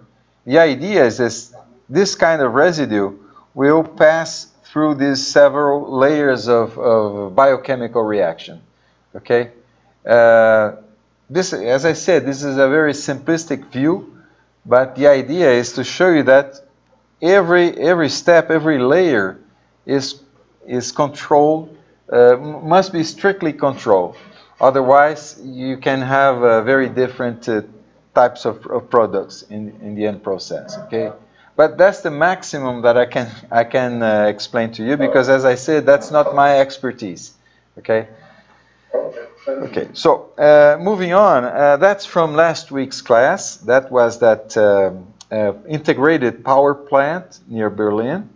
So it was integrating photovoltaic with biogas generation. And the feedstock was chicken manure and corn silage. Okay, so it's a mixture of corn silage and chicken manure. And the idea is that you increase the energy content of chicken manure with a small amount of corn silage, 30% of corn silage. So all those layers of reactions, these several layers here, occur in these two reactors. Okay, that's why you have 2 or sometimes 3 reactors in order to better control, okay, this cascading here. Okay, but what I want to show you today is what can you do in order to purify those biogases that you obtain here at this point here. Because, as I said, it contains sulfates, which are nasty, and, well, several other things. So I'm going to elaborate to show you what we call a gas scrubbing process or a gas purification process. It's something like that. It's like a shower. Okay, so you have raw biogas coming in here. Okay, and this gas goes upwards, and water comes from the top and flows downwards. Okay, so the idea is that you have, well, gas is already a gas, but water is pulverized in very small droplets, so that the interfacial area between water and gas is very high value. Okay, so it can exchange, it can chemically react very easily. Okay, so you have you add compounds, NaOH, H2O2, and other types of chemicals in order to, for instance, remove sulfates from the gas, okay, or even CO2. Okay, so the idea is that when you wash, that's the idea. A gas scrubber is like washing gas with water droplets. So here, theoretically, you have purified and enriched, in terms of energy, a gas that you can send, going back one slide, to your machine. In this case, internal combustion engine. Okay. You could, at this point, you could compress this gas and sell this gas as a vehicular fuel. This is being done, for instance, I know that São Martinho sugar plant intends to do that.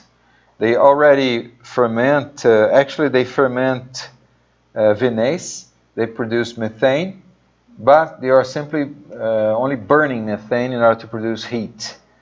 Okay, their intention is to install this kind of equipment and also a compression system here in order to sell this as a fuel for cars.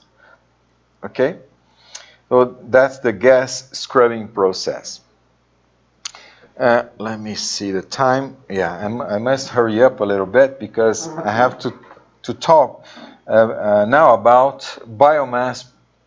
The use of biomass as a thermal source in power plants. Okay, so I'm going to start by talking about what I call the agro-industrial system. Okay, what I call an agro-industrial system is a system of producing and processing biomass, which encompasses, let's say, three layers or three gears, we could say like that. Okay, so production, logistics, and processing.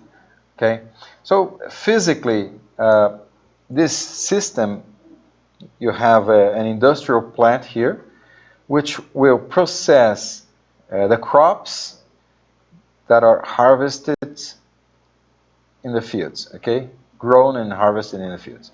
So, just for reasoning, suppose that the area around the industrial unit is a circle, okay, of radius r. You're going to, I want you to reason with me, okay? Okay.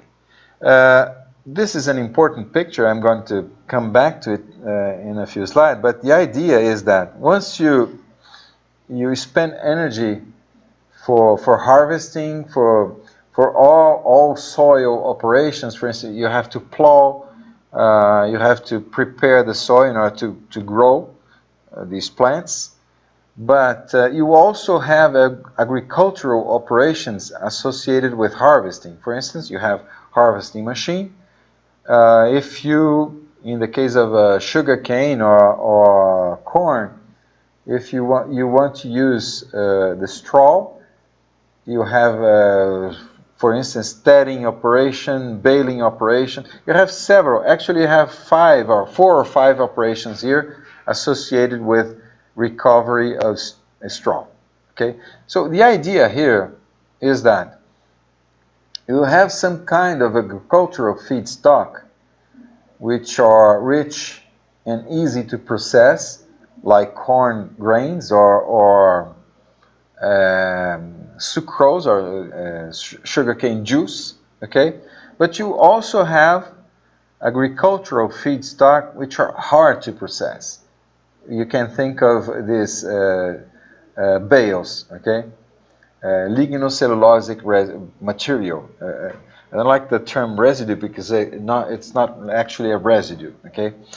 So in terms of the processing, in a historical perspective, the first ones are the ones that we call first generation. 1G stands for first generation. So you get this feedstock, let's say corn grains, just for reasoning. You can have some operations here in terms of preparation. In sugarcane, for instance, extraction. You have to extract sugarcane juice from bagasse. Okay, and for that you have to reduce size. You have to have a certain proportion of open cells and so on. Okay, and then you have biochemical reaction, which we're labeling first generation. This is basically fermentation.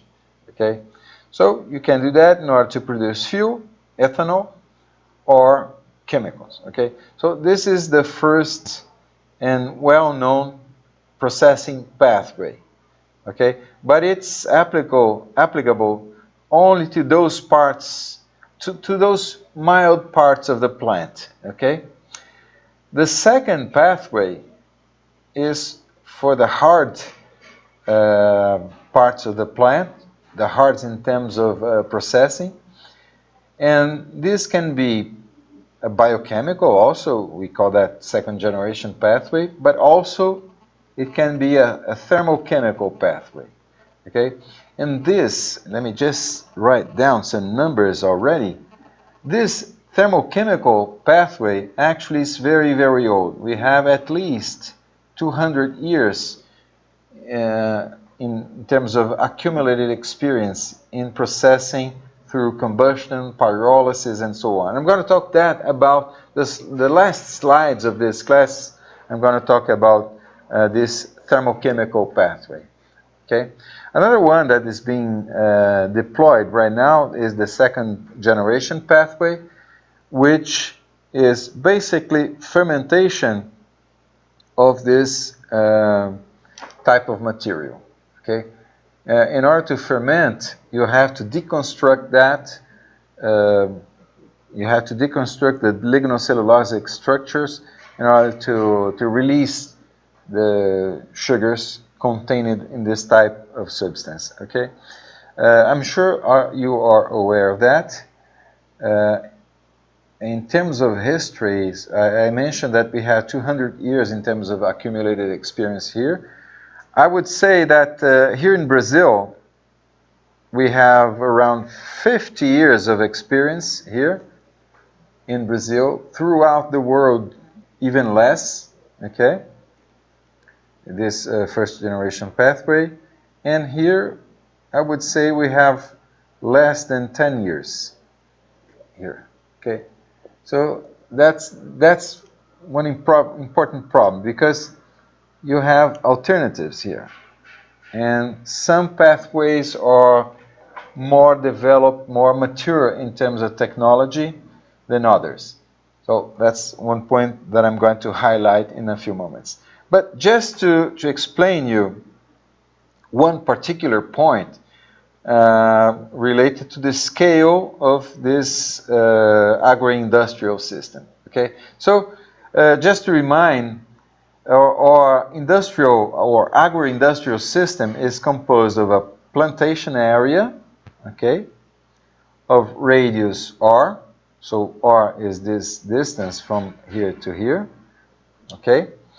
In the center we have the industrial unit, and we also have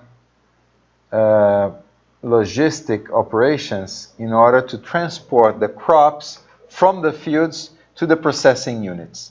Okay, so let's reason in terms of economics.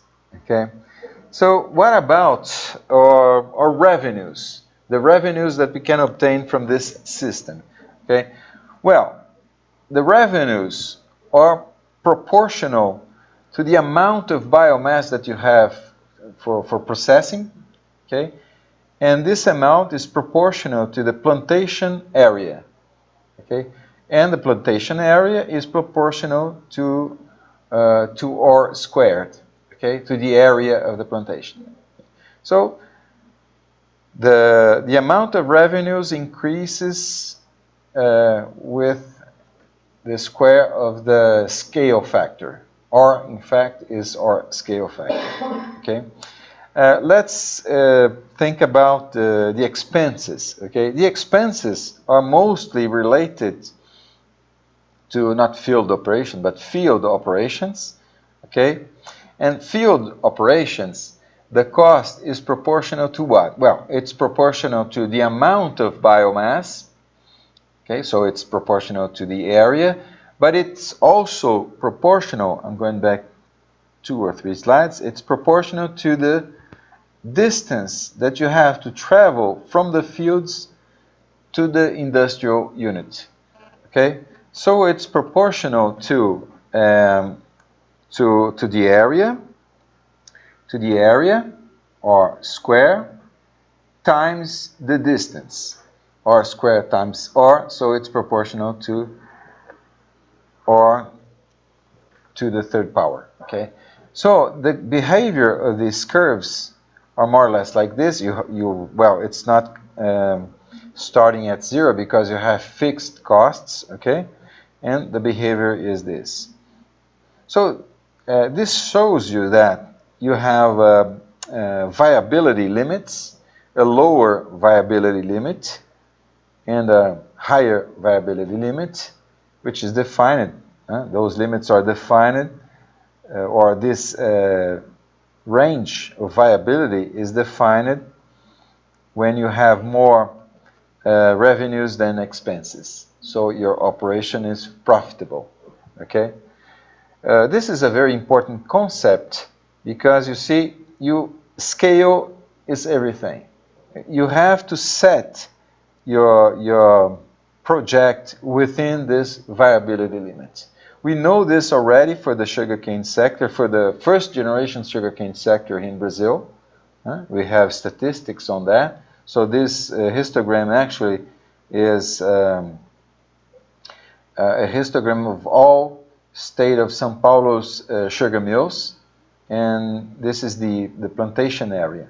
So you see that the majority processes 30,000 hectares, and there are some with a lot more, but they have better technologies, especially related to logistics. So when you have good logistics, these red curves increases slowly, so your viability limit it's larger. Okay, so you can have larger operations, but the majority here in São Paulo processes 30,000 hectares, which corresponds in terms of processing rate of 500 tons of sugarcane per hour. Okay, TSC means tons of sugarcane per hour. Okay, and during roughly 200 days a year. Okay, so this is the size of the plantation area, typical size of the plantation area, and this is the typical processing rate, okay, of an industrial, agro-industrial sugarcane system. Okay, depending on the added value of your product, depending if it's sugarcane or other type of agricultural product, this viability limit, which for sugarcane is in average 20 kilometers, may increase a lot. For instance, you can produce acacia, with sorry, miss, acacia, which is a kind of a tree, and from acacia you can extract and produce tannins. Oops, tannins. Okay, which tannins are used for leather processing, for producing adhesives and other chemical compounds. Okay, so it's tannin has a higher commercial value than ethanol, and for the case of this agro-industrial system, the average radius is not 20 kilometers, it's 100 kilometers. Okay, km. Okay, so depending on the added value of the products, if it's ethanol or tannin, your limits are different. Okay, and this result here is for sugarcane here in the state of São Paulo. Okay, and as I mentioned, you can have larger operation, but especially with increased logistic efficiency. Okay. Okay. So this is a theoretical reasoning. Okay. This is statistics, and this is what this industry became. Okay. Actually, when I mentioned, let me go back some slides. When I mentioned that we have 50 years of experience, when I say we, I mean here in Brazil, the sugarcane industry here in Brazil has more or less 50 years of experience, okay, and it resulted in this kind of system. So it's in average 30,000 hectares of plantation area, okay. This corresponds to processing 500 tons per hour, 24 hours a day during 200 days a year, okay? And in order to process this flow rate, you have a sugar mill which is typically something like this, okay, of this size, I mean. Okay, this is Usina Vertente, if I'm not wrong, in the city of Guaraci, okay, Minas Gerais, if I'm not wrong. Please correct me if I'm wrong. So, well, in this case, you have a diffuser.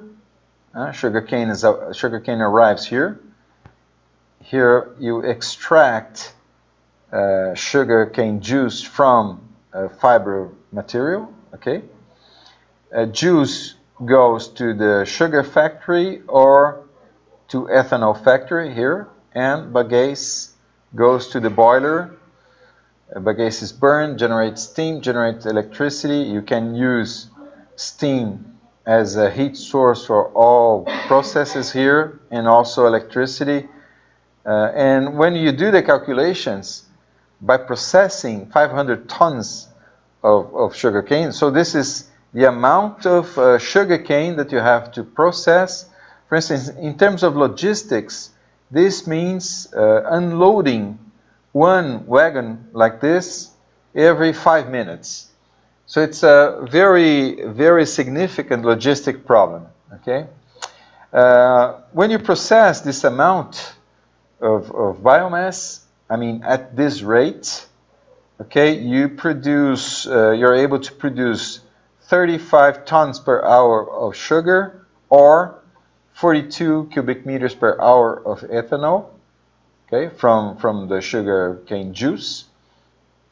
And from bagasse, you can export 50 megawatts, okay? This is surplus, okay? All electricity necessary for the processes are already accounted. So 50 megawatts is surplus electricity that you can sell on the grid, okay? In terms of inputs and outputs, well, let's see. You need 1,000 tons per hour. Sorry, this is wrong. This is 1,000 kilograms per hour of water. You have to import water. Okay, this is still a bad result, a bad number about this this system.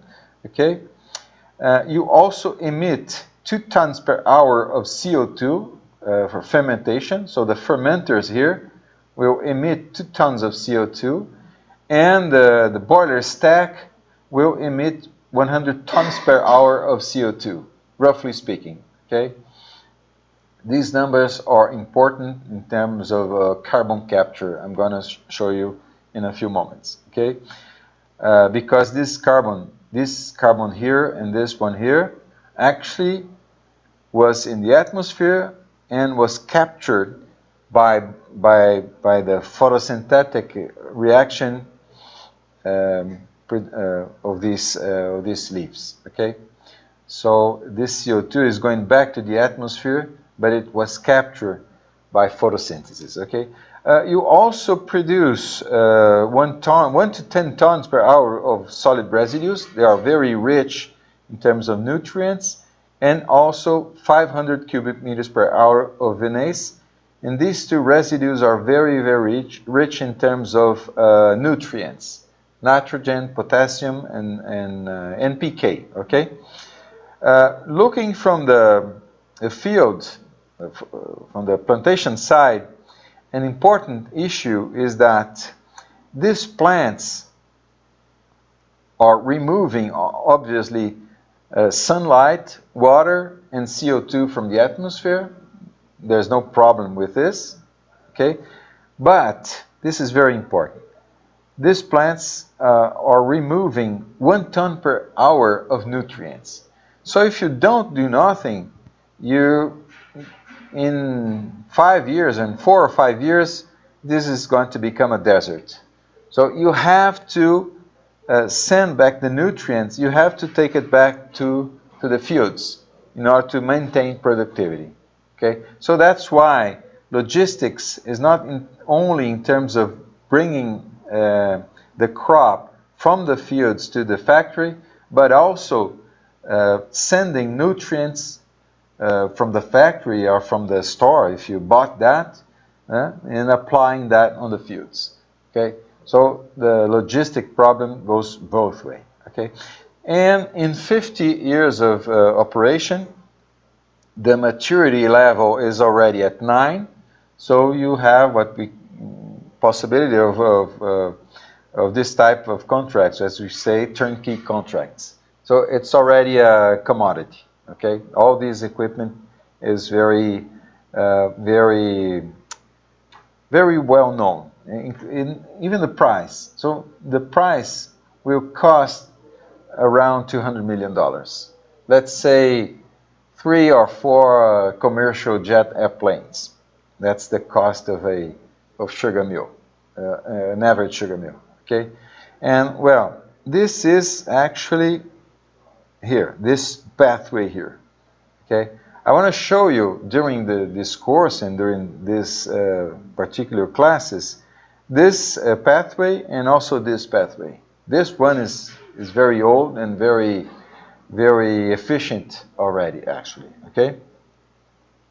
So let me go on, and yeah, the importance of these sugar mills is not only in terms of producing sugar, ethanol, and even chemicals, but as I mentioned in our first class, in terms of capturing CO2 from the atmosphere through photosynthesis, and by sending it by fixing it, by storing it in the undergrounds. Okay, in these bedrocks here.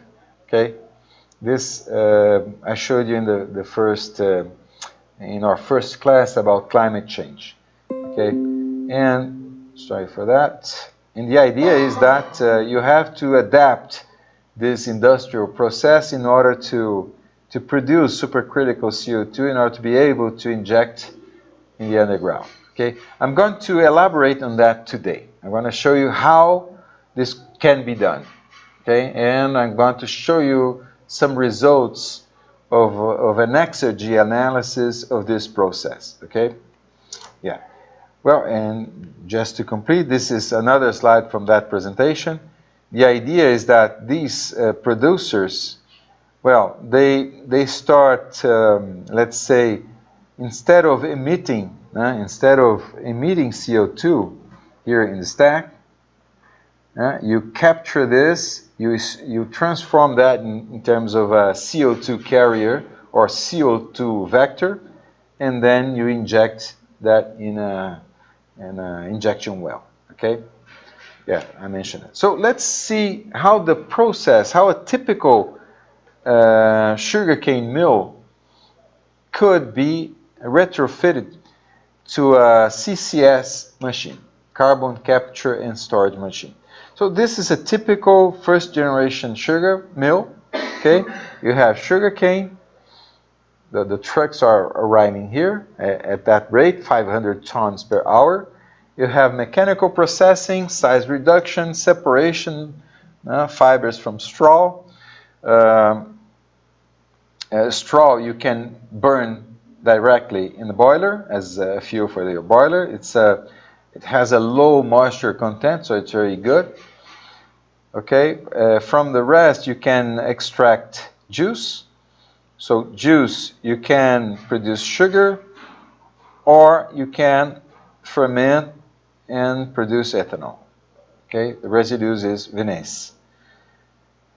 You have bagasse here with a high humidity content. You dewater in order to be able to burn that in a boiler. Okay, that and produce steam, high temperature, high pressure. Okay, so it fuels a thermal cycle. Okay, so here you have a Rankine cycle. The surplus exergy or electricity can be sold to the grid, and you have energy for your processes and also heat for your processes. Okay, electricity and heat.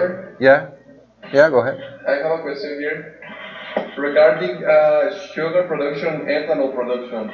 I would like to understand from these two pathways, which would be the most efficient Because I imagine that it would be efficient to produce sugar and just with the centrifugation, molasses, produce ethanol. Mm-hmm.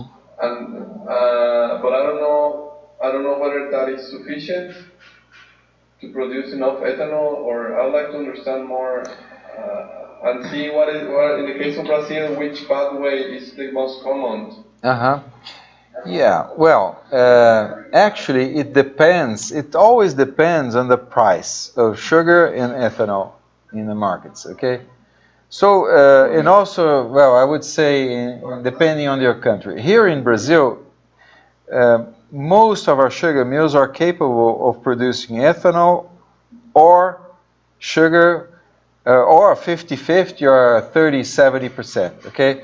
So this amount, that's why I put a valve here. The idea is that you control the amount of sugar and the amount of ethanol that is being produced, the amount of sugar and the amount of ethanol, depending on the prices, okay? So you can change that during the year or from one year to another year, depending on the prices. I know in the recent past, sugar, because United States and especially in India, they had problems. So the price of sugar in the international market was very high. So they were diverting the production they were diverting sugarcane juice to produce sugar. And also because the price of ethanol here in Brazil was fixed, because the price of gasoline was fixed. Okay? So this was a scenario, let's say 5 years ago. Okay? A scenario 5 years ago. And this changes during time. If they produce sugar, they can also produce ethanol with the molasses. Yeah, they can. And that's what I was going to say. In some countries, like in South Africa or India, they don't have this ethanol facilities here, so they can only produce ethanol from molasses. They are not capable of producing high quantities of ethanol. So yeah, they just ferment molasses to produce ethanol, because this is a very difficult to ferment compound, because it's not sucrose, it's fructose and other more complex sugars. Okay, so it's not very easy to ferment that. Actually, as a nutrient, is very good. Okay, for even for human consumption. I don't know if you have tasted that. Molasses is a very rich food. Okay, but the demand is not that high. Okay. Okay. Okay. Yeah, thank you. So this is a typical sugarcane mill here in Brazil, and I want to show you what type of changes that we have to need to implement in order to transform that to a CCS machine. Okay. Well, first you have where are your emissions? So CO2 is being emitted here on the boiler's stack, okay? CO2 is being emitted here in fermentation process, so here is 100 tons per hour, 2 tons per hour, okay? But also, depending on what you do with vinasse, you also have emission of CO2. For instance, if you apply vinasse in the fields, in order to do what we call here in Brazil ferti-irrigation. Vinasse is very rich. It's not as rich as sugarcane juice, but it still has a lot of energy. So it's going to ferment in the soil, and it will also produce CO2. Okay. So the idea is to, instead of emitting this CO2s, which came from the atmosphere because it was fixed by the plant, okay? The idea is to capture that, okay? We're going to get rid of the stack and so on. So what do we need to do? Well, first, we can add a second generation processing pathway, so we can divert some amount of straw and or some amount of bagasse in order to produce sugars capable of being fermented. Okay, so the idea is to pre-treat and hydrolyze this material and to ferment the fermentable components. What's not fermentable, especially lignin, has a very high caloric power, okay, caloric content. So it's very interesting to burn it, simply to burn it. Okay. Actually, it's comparable to natural gas. Okay, celluloses and hemicelluloses is something around, let's say, roughly 10 megajoules per kilogram, and lignin is something around, I would say, 18 megajoules per kilogram.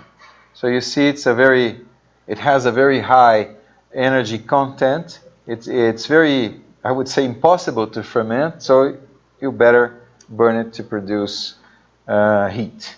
Okay, so that's the conventional, that's the first step in changing the process in order to generate that CCS machine. Okay, just a comment, I can send you the slides if you want. Okay, no problem. I think I already did that. I posted a link on our Facebook page. Somebody asked me for the slides. I already posted all the slides for all the classes during this semester. Okay, you have access to that. Well, the second step now is you have to do something with vinasse because you don't want to emit that. So the idea is to digest it. Okay, one interesting consequence is that you produce fertilizer. Well, you can, so you produce methane here, CH4, that you have to process in order to send this methane to your boiler. Okay, so you're not emitting any more CO2 from vinasse. Okay, well, now we have to change the boiler.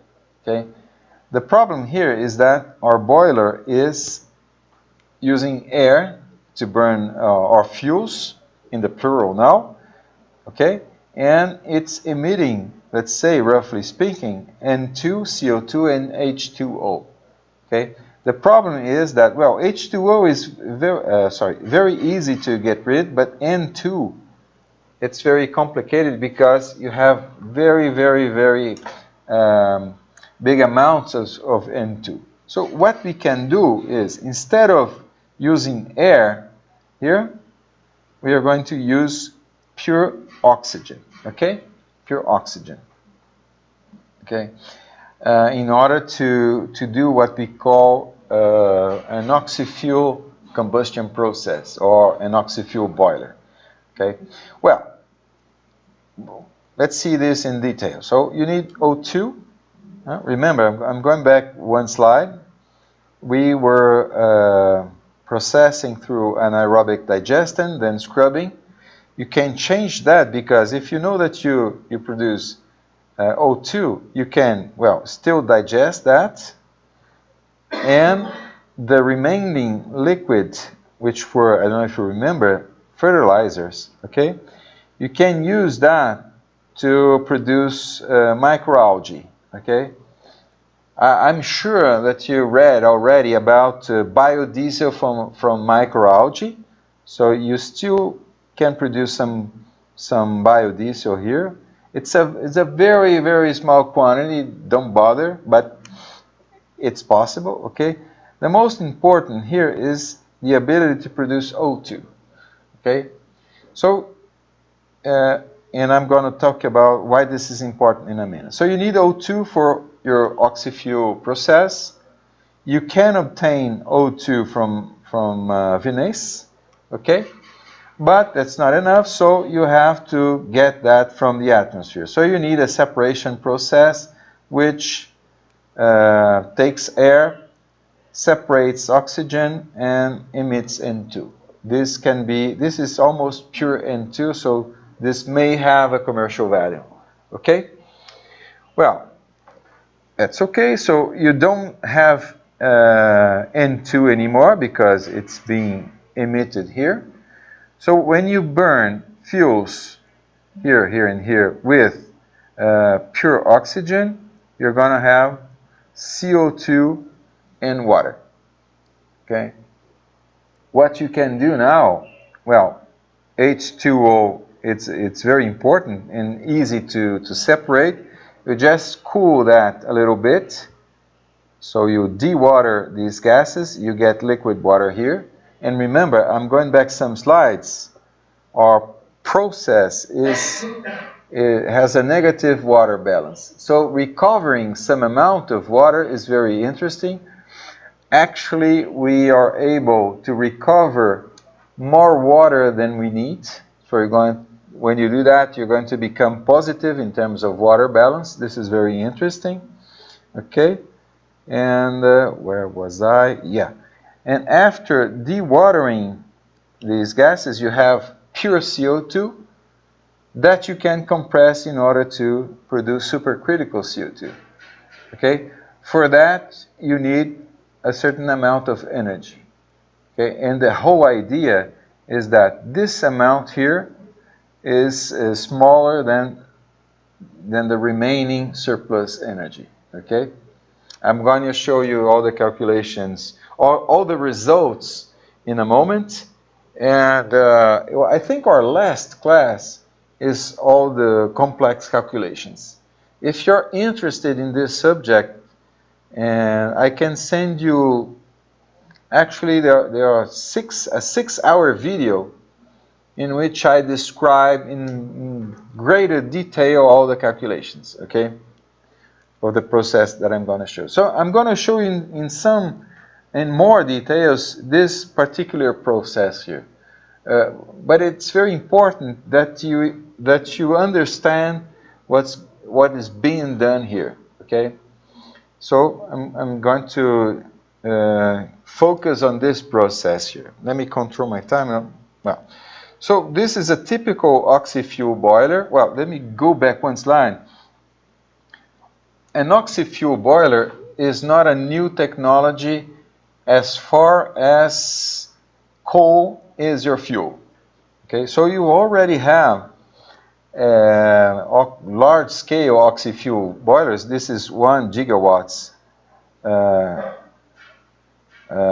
gigawatts coal boiler. Okay, so this is a mature technology for coal, but it's not commercial for biomass, or I would say biomasses. Okay, so this is an interesting opportunity, I would say, because coal is virtually free of water, of humidity. Okay, and biomasses, they all have humidity, some amount of humidity, and this changes a lot the technology that you have to apply in your process. Okay, so this already exists, Oxifuel boiler for coal. Okay, but it does not exist for biomass. And what I'm going to show you right now is because, as I said, coal virtually has no water, no humidity, and biomass typically 50 to 70% humidity. You can figure, let's say, sugarcane bagasse after the last mill, it is around 50% humidity. Okay, so humidity is a problem as far as burning. You're concerned with the burning operation. But as I'm going to show you right now, it's very interesting in terms of how you control the combustion temperature. Okay. Now, what I showed you in the beginning of this class, the calculation of the combustion temperature, will combine what I'm showing you right now. Okay. So let's see the equipment, how it is. Okay. So this is the boiler. Let me go back to my pointer. This is the boiler, okay? Here is biomass as a carbon source. And remember that it always has humidity, 50%, let's say, okay? So you burn biomass with pure oxygen, okay? that you extract from air. So this diagram actually represents more or less the physical installation. So this is a compressor. It's getting air, compressing, and passing this compressed air through a membrane separator. So you get oxygen on the outside and nitrogen here. Okay, so this is a very new, I would say, new and efficient separation technology.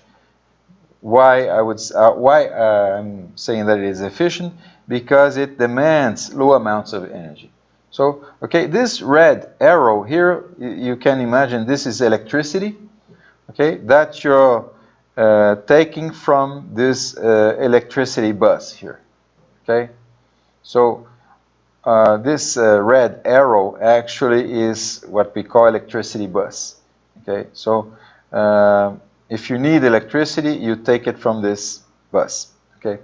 Okay, so you burn biomass with oxygen, produce heat. Heat produce superheated steam here at this point, okay? Superheated steam expands in a turbine. This is a two-stage thermodynamic cycle. So you produce electricity that you inject in the exergy bus here, okay? Then you have expanded steam. You reheat this, you expand again, produce electricity, inject that in the electricity bus, okay? Okay, so you expand, and then you reject the remaining heat, and the cycle goes on, okay? If you need heat for your processes, for instance, in order to heat water to extract sugar in the diffuser, to extract sugarcane juice, okay? You drain a certain amount of heat here and send that to the process, okay? Well, the thermodynamic cycle is a Rankine cycle. We're not going to do any calculations today, but just to show you, okay? So it's a Rankine with reheating, okay, as it is shown here, okay? So virtually, you have, if it's an oxyfuel combustion, at this point here, you have CO2 and H2O. You don't have nitrogen because you're using O2. You're not using air, which contains more than 70% of nitrogen, okay? So you have CO2 and water. You have to get rid of water first, for many reasons, and also because the overall water balance is negative, okay? The equation, the combustion equation, just to give you some numbers, the classical combustion equation with air, okay, this is more or less, this is the average chemical formula of sugarcane bagasse, okay? This is all the stoichiometric calculations are already here, okay, or the results. So you need 100 moles of air per mole of fiber, okay? And you produce, as you see, a lot of nitrogen. When you do this with pure oxygen, okay, you don't have nitrogen, okay? Well, so we're going to have to get rid of the water. We want to recycle water in the process, and we also need to compress CO2 in order to transform it to supercritical CO2. Okay? Well, the next step then is, well, you can remove solid particles, ashes, and so on. This is just a detail in this diagram here. But so here you have pure CO2 and water. You can cool that to 7 degrees. Typically, the temperature here is 170 degrees here. Okay, this is a typical temperature. If you cool that to 70 degrees, water is going to condense. Okay, so you can recover and recycle water in the process. And I'm going to show you the calculations. Actually, you can export water because you recover more water than you need for all the processes that were shown in the previous slides, okay? So virtually here you have pure CO2, okay? Pure CO2. What you need to do now is to compress that. Okay, I was forgetting to say something, okay? Here you have virtually pure CO2, but as I said during the beginning in the first calculations, you need to do something here because the temperature here is going to rise above 3,000 degrees, here, right here, okay? In a traditional oxyfuel boiler, what they do is to recycle CO2. So you get some amount of CO2, which is cold here, typically, I don't know, 60 degrees. You inject CO2 here, and this recycled CO2 plays the role of N2 in a traditional boiler. Okay? I'm going to show you that with biomass you don't have to do that because it already have humidity. So the idea is that by measuring the temperature, the combustion temperature, okay, let's say that your boiler needs 700 degrees. If you don't control the temperature, it's going to rise to 3,000 degrees, okay? So you measure the actual temperature, and depending if it's above the set point, you inject water that you get from this recycled water, okay, in order to control the combustion temperature, okay? And this is very, very efficient because you inject liquid water, okay? And water is going to change from liquid to gas and absorbs a lot of heat, latent heat, and then is going to heat up to the set point temperature, okay? And this is very efficient, much more efficient than recycling CO2. Okay, this is very, very interesting. This is a coincidence actually, but it's a very interesting. I mean, the boiler is going to become much simpler and smaller because you don't have to recycle a gas in order to control the temperature. You recycle water, liquid water actually, okay? So you inject liquid water here, you recover steam here, you recover water in the gaseous phase, okay? So it's very efficient. Well, the next step, as I was saying, is to compress CO2, so it's simple. You have pure CO2 at this point, so you have to pass that through a series of compression and cooling operations. And well, at this point here, you virtually have pure CO2 in some supercritical region. In practice, you always have some non-condensables, which can be CO2, which can be nitrogen, some ppms of nitrogen, or some other non-condensables that you can pass that through a degasser and emit that, okay?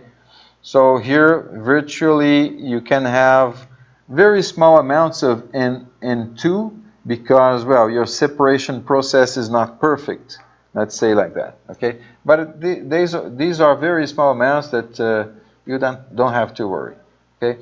So the main concern or the main advantage here is that you don't have to recycle CO2 in order to control the temperature here, okay? And since you are recycling, yeah, go on. I have a question about the supercritical CO2. If you leave this supercritical CO2 and normally at normally pressure, you know, this volatilize, this product volatilize or not? Yeah, stay with yeah. Typically, let me get my pen. The pressure here is greater than 70 bar typically, So this is average pressure actually, but the temperature is low. So above, let's say, sorry, 40 degrees. Okay. So if the pressure decreases, it's going to become, depending on the pair of numbers, pressure and temperature, it may become a gas or it may become a liquid. Okay, but it's not going to be a supercritical fluid anymore. Okay, it depends. And I don't know if you remember why supercritical, because it's a fluid with a very high density, so it's a good CO2 carrier and a very, very small viscosity. So it's very easy to inject that in the bedrock. Okay, so it will flow through the interstices of the rock very easily. Okay, so you don't spend power in order to pump CO2 in these rocks, into these rocks. Okay? Okay. Okay, thank you. Okay, so let me move on. Yeah, and this is the overall exergy balance. This is the subject of our last class. Okay, and if you're not, since you're not familiar, I suppose, with the concept of exergy, no problem. Well, this is the subject of our next class. And actually, it's very simple. You can replace in your minds the word exergy, you replace it with electricity. Okay? So I simply could say this is the electricity balance of this process. Okay? And well, so here are the numbers. E stands for electricity or exergy, as you wish. So you can see the numbers here. So let's see here. The electricity content of your fuel is 374 megawatts, and this is processing. Well, I don't remember the amount of mass that is being processed, but this is relative to this electricity or exergy content. Okay, and well, every input and output contains some amount of exergy. Okay, and when you do all the calculations, okay, you see that you still have a positive surplus. Okay, so this means that, I'm going back one slide, that if the surplus here is positive, this means that you can still inject electricity into the grid and obtain revenue with that. Okay, and well, as you're going to see, this result actually is a very conservative result. It was obtained with a very, very simple thermal cycle, a very inefficient one actually, okay? And well, with only 2 compressors. So this is a very conservative scenario. And even though we still have positive surplus, okay? So the conclusion here is very important. The conclusion is that you can transform this sugarcane or this Oxifuel boiler into a CCS machine, provided that your carbon source is from biomass, from which captures CO2 from the atmosphere.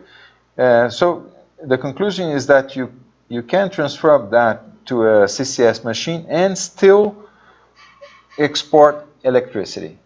Okay, I'm going to show you all the calculations, if I'm not wrong, in our last class. Okay, okay. Let me just, I have a few moments before my time is gone. I want to talk very quickly about thermochemical routes. Okay, processing. Okay. Remember, I showed you this slide a few moments ago. I was talking about the different processing pathways that we have in order to transform biomass into something useful, okay? And I said that this pathway here is very old and very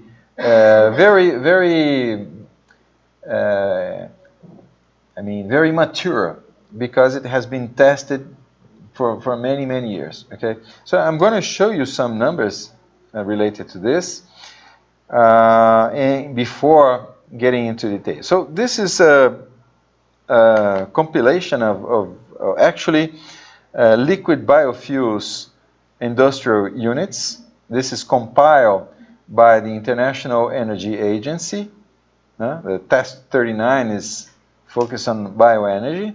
So this is, well, I obtained this from their site, and it's a dynamic map. You can ask for specific items. So here are all the installations related to producing biofuel from biomass. So I'm going back one slide. So every unit that do this process some kind of agricultural feedstock in order to produce fuel, no matter if it's 1G, 2G, or thermochemical, okay, is listed here, okay? So all kinds of technologies, gasification, fast pyrolysis, hydrothermal, and so on, okay? They are all present. All levels of technological maturity, okay? And all kinds of status, planned, under construction, already operation, and so on, okay? So just for you to see the number of dots around the world, okay? Actually, I said something wrong. It's not considering first generation units. So here you have second generation and thermochemical units, okay, except first generation units, okay. So that's it. When we filter that, if we uncheck these boxes in order, for instance, to look at only the operational ones, you see the number is drastically reduced, okay? But still in all levels of technological maturity and all kinds of technologies. So let's filter a little more. Let's consider only the more mature ones. TRL 8 and 9 are both commercial plants, okay? TRL 9 means that you have more than one unit of the same configuration running for a certain period of time, okay? So when you filter TRL 8 and 9, you have even less units. And when you filter, because you see, I filter here fermentation, hydrothermal, and other technologies. Hydrothermal here means that you're converting oily residues and fatty residues through hydrothermal processing. So it's still a thermochemical pathway, okay? So there are some thermochemical plants here. When you filter only fermentation, that's second G, pure second G, so you have only these units. So here, only the commercial ones through fermentation, second generation fermentation, and operational. So you see, we can count 1, 2, this is Grambio, this is Raizen, 3, 4, 5, 6, 7, 8, 9, 10. 10 units, roughly speaking, 10 units, okay? So, as far as the second generation pathway is concerned, we have, let's say, roughly speaking, 10 units of considerable scale operating in the world. Just for you to have an idea of how that compares to the thermochemical pathway, which is a lot, let's say, older than this technology. Here you have a picture of all oil refineries in the world. Okay, so these are actually oil and or gas refineries in the world. So you see, the scale is much huge, much bigger than the scale. It's been operating for more than 100 years, and the thermochemical processing pathway was born in this type of industry. So it's very hard to compete with this kind of technology. The most important disadvantage of this sector is that it's completely based on a non-renewable source, which is petroleum or coal or something like that, or gas. Okay, it's non-renewable. But when we talk about displacing gasoline, for instance, and replacing it by ethanol, bioethanol, well, that's the scenario.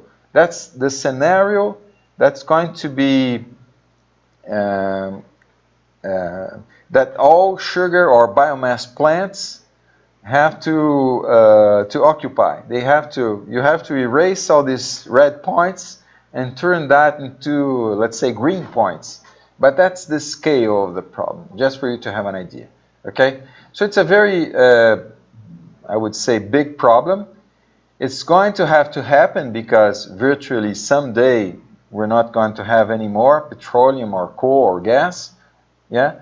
But it's still a very huge task to be done. Okay? Let's just take a look very quickly in these pathways. What is this thermochemical pathway in terms of the reaction and processes? Because we always talk about combustion. Combustion is one type of thermochemical process. There are other types, okay? Let me just show you what we call thermochemical decomposition. Okay? When you heat some kind of material, depending if you have oxygen or you have not oxygen, different types of reactions will occur. Obviously, when you have oxygen, you have a combustion reaction, okay? And, well, the temperatures, the practical temperatures range between 700 and 1,400 degrees. Low pressures, around the atmospheric pressure. You don't need catalyzers in order to catalyze the reaction.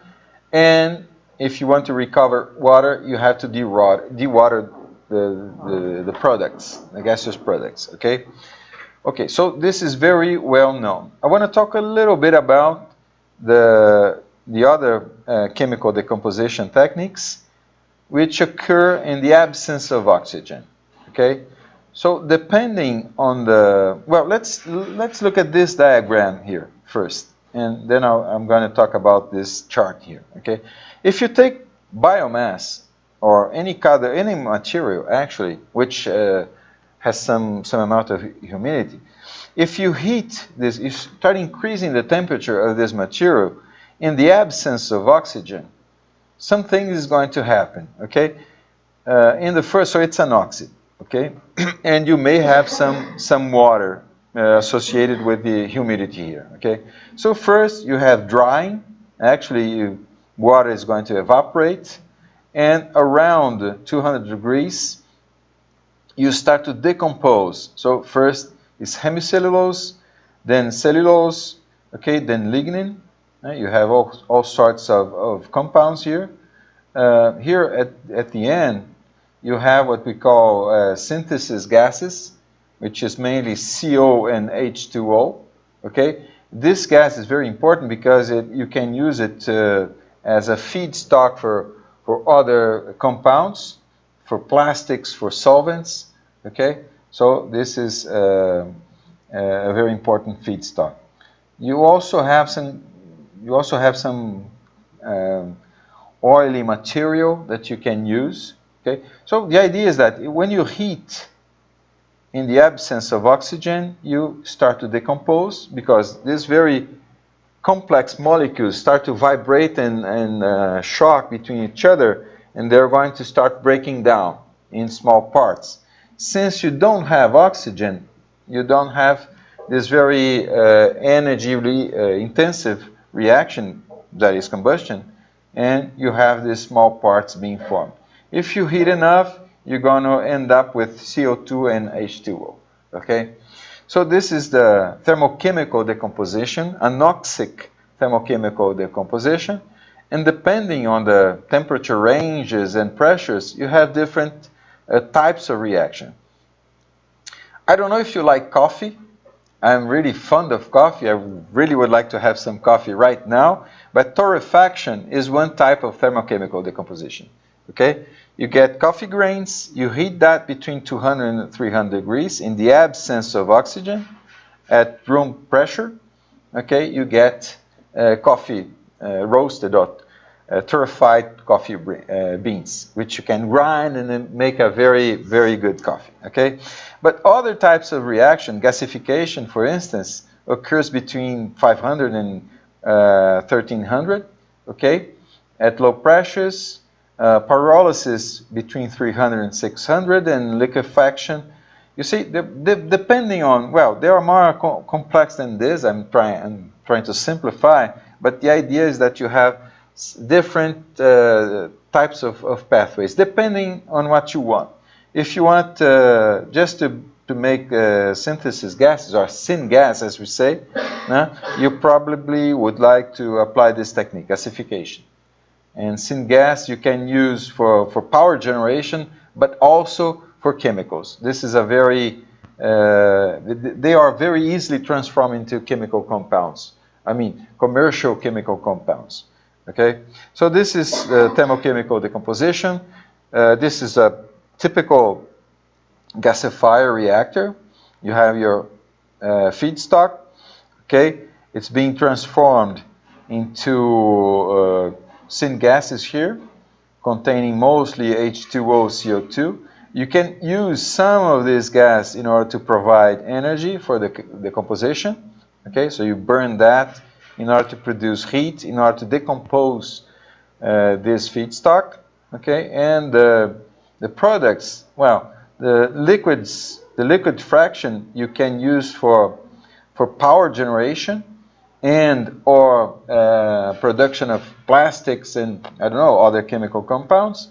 And the gaseous components, likewise, production of chemical compounds and also to drive a thermal power plant, a gas thermal power plant. Okay, so the feedstock is a gas produced from biomass.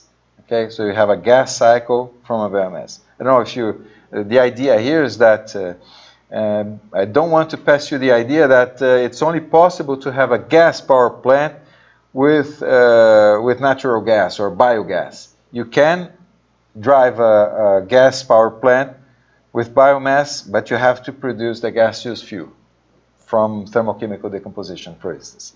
This is very old technology. Okay, the first gas company, not from biomass but from coal, was this company, Gas, Light and Coke Company, from the beginning of the 1800s, and this gas was used for illumination, public illumination. Okay, and I remember, I don't know if you remember this kind of, if you watch this kind of film, you always see a gas lamp here, which light is being reflected by, this is Jack the Ripper, the character. Okay, well, biomass boilers are very, biomass, not biomass oxyfuel boilers, but biomass boilers are actually water tube boilers. That means that water runs inside the tubes and the combustion gas from outside. This is a very mature technology, especially for sugarcane bagasse here in Brazil. This is a typical biomass boiler for sugarcane bagasse. So you have a conveyor belt here introducing sugarcane bagasse. The boiler is here, okay? And this cyclone and other kinds of equipment, well, this is the preheater, cyclone and the system in order to clean the residues. This smoke that you see here, the white fraction, is actually water vapor. Half of this typically, let me give you some numbers. In a typical, this size of boiler processes something like 150 tons per hour, okay, and with 50% humidity. So 75 tons of bagasse and 75 tons of water.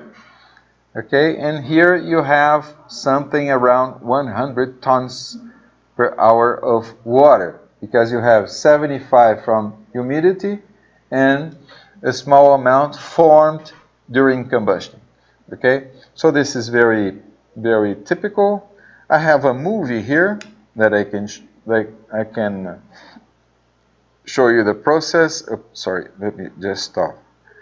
This is a typical, let me see the time, a typical sugarcane mill. Okay, the trucks are unloaded here. For those that are not aware, so this is unloaded. You have to unload one truck per each 5 minutes. That's the typical time that you have. Okay, two types of unloading systems. I'm going to show you the boiler actually. Okay. Now this is separation of straw. Here you have sand and mineral residues being separated here. Okay. I'm going to stop, well, the diffuser. You can have roll mills here or diffuser, okay, depending on your, I would say, religion. Okay. So here you extract juice, and here you have bagasse. Okay, bagasse here. Okay, so bagasse with 80% humidity. You pass that through 2 roll mills in order to dewater. So you see bagasse here. 80% humidity. Oh, this is just the chain cleaning system, the diffuser's chain cleaning system. Don't bother with that. Okay, this is bagasse. First dewatering mill, second dewatering mill. Here you have bagasse, 50% humidity, which is injected in the boiler here. Okay, so it's being injected inside. It's going to show you inside in a moment. Okay, the combustion takes place here. The preheaters and so on. Yeah. So bagasse is being fed here. Yeah. Let's see. Yeah, that's the injection of bagasse. Combustion takes place here. Okay, so you have hot gases being formed here, and these hot gases will heat water from the thermodynamic cycle here. The remaining gases, the remaining temperature of the gases may be used to preheat the injected air. Let me pause here. So the remaining hot gases may be used to preheat the air that is being sent here to burn bagasse. Okay, so and this cyclone and this other equipment is for separation of solid particles and so on, in order that the smoke here does not contain excess of this type of material. Okay, yeah, that's it. I don't know if you have some question about today's class. Yeah, right on time, 5 o'clock. Okay, no questions?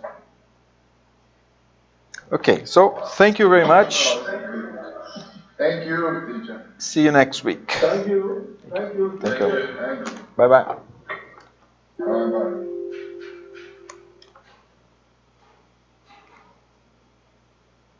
I have a question. Go ahead. Just regarding the thermochemical processes you mentioned, pyrol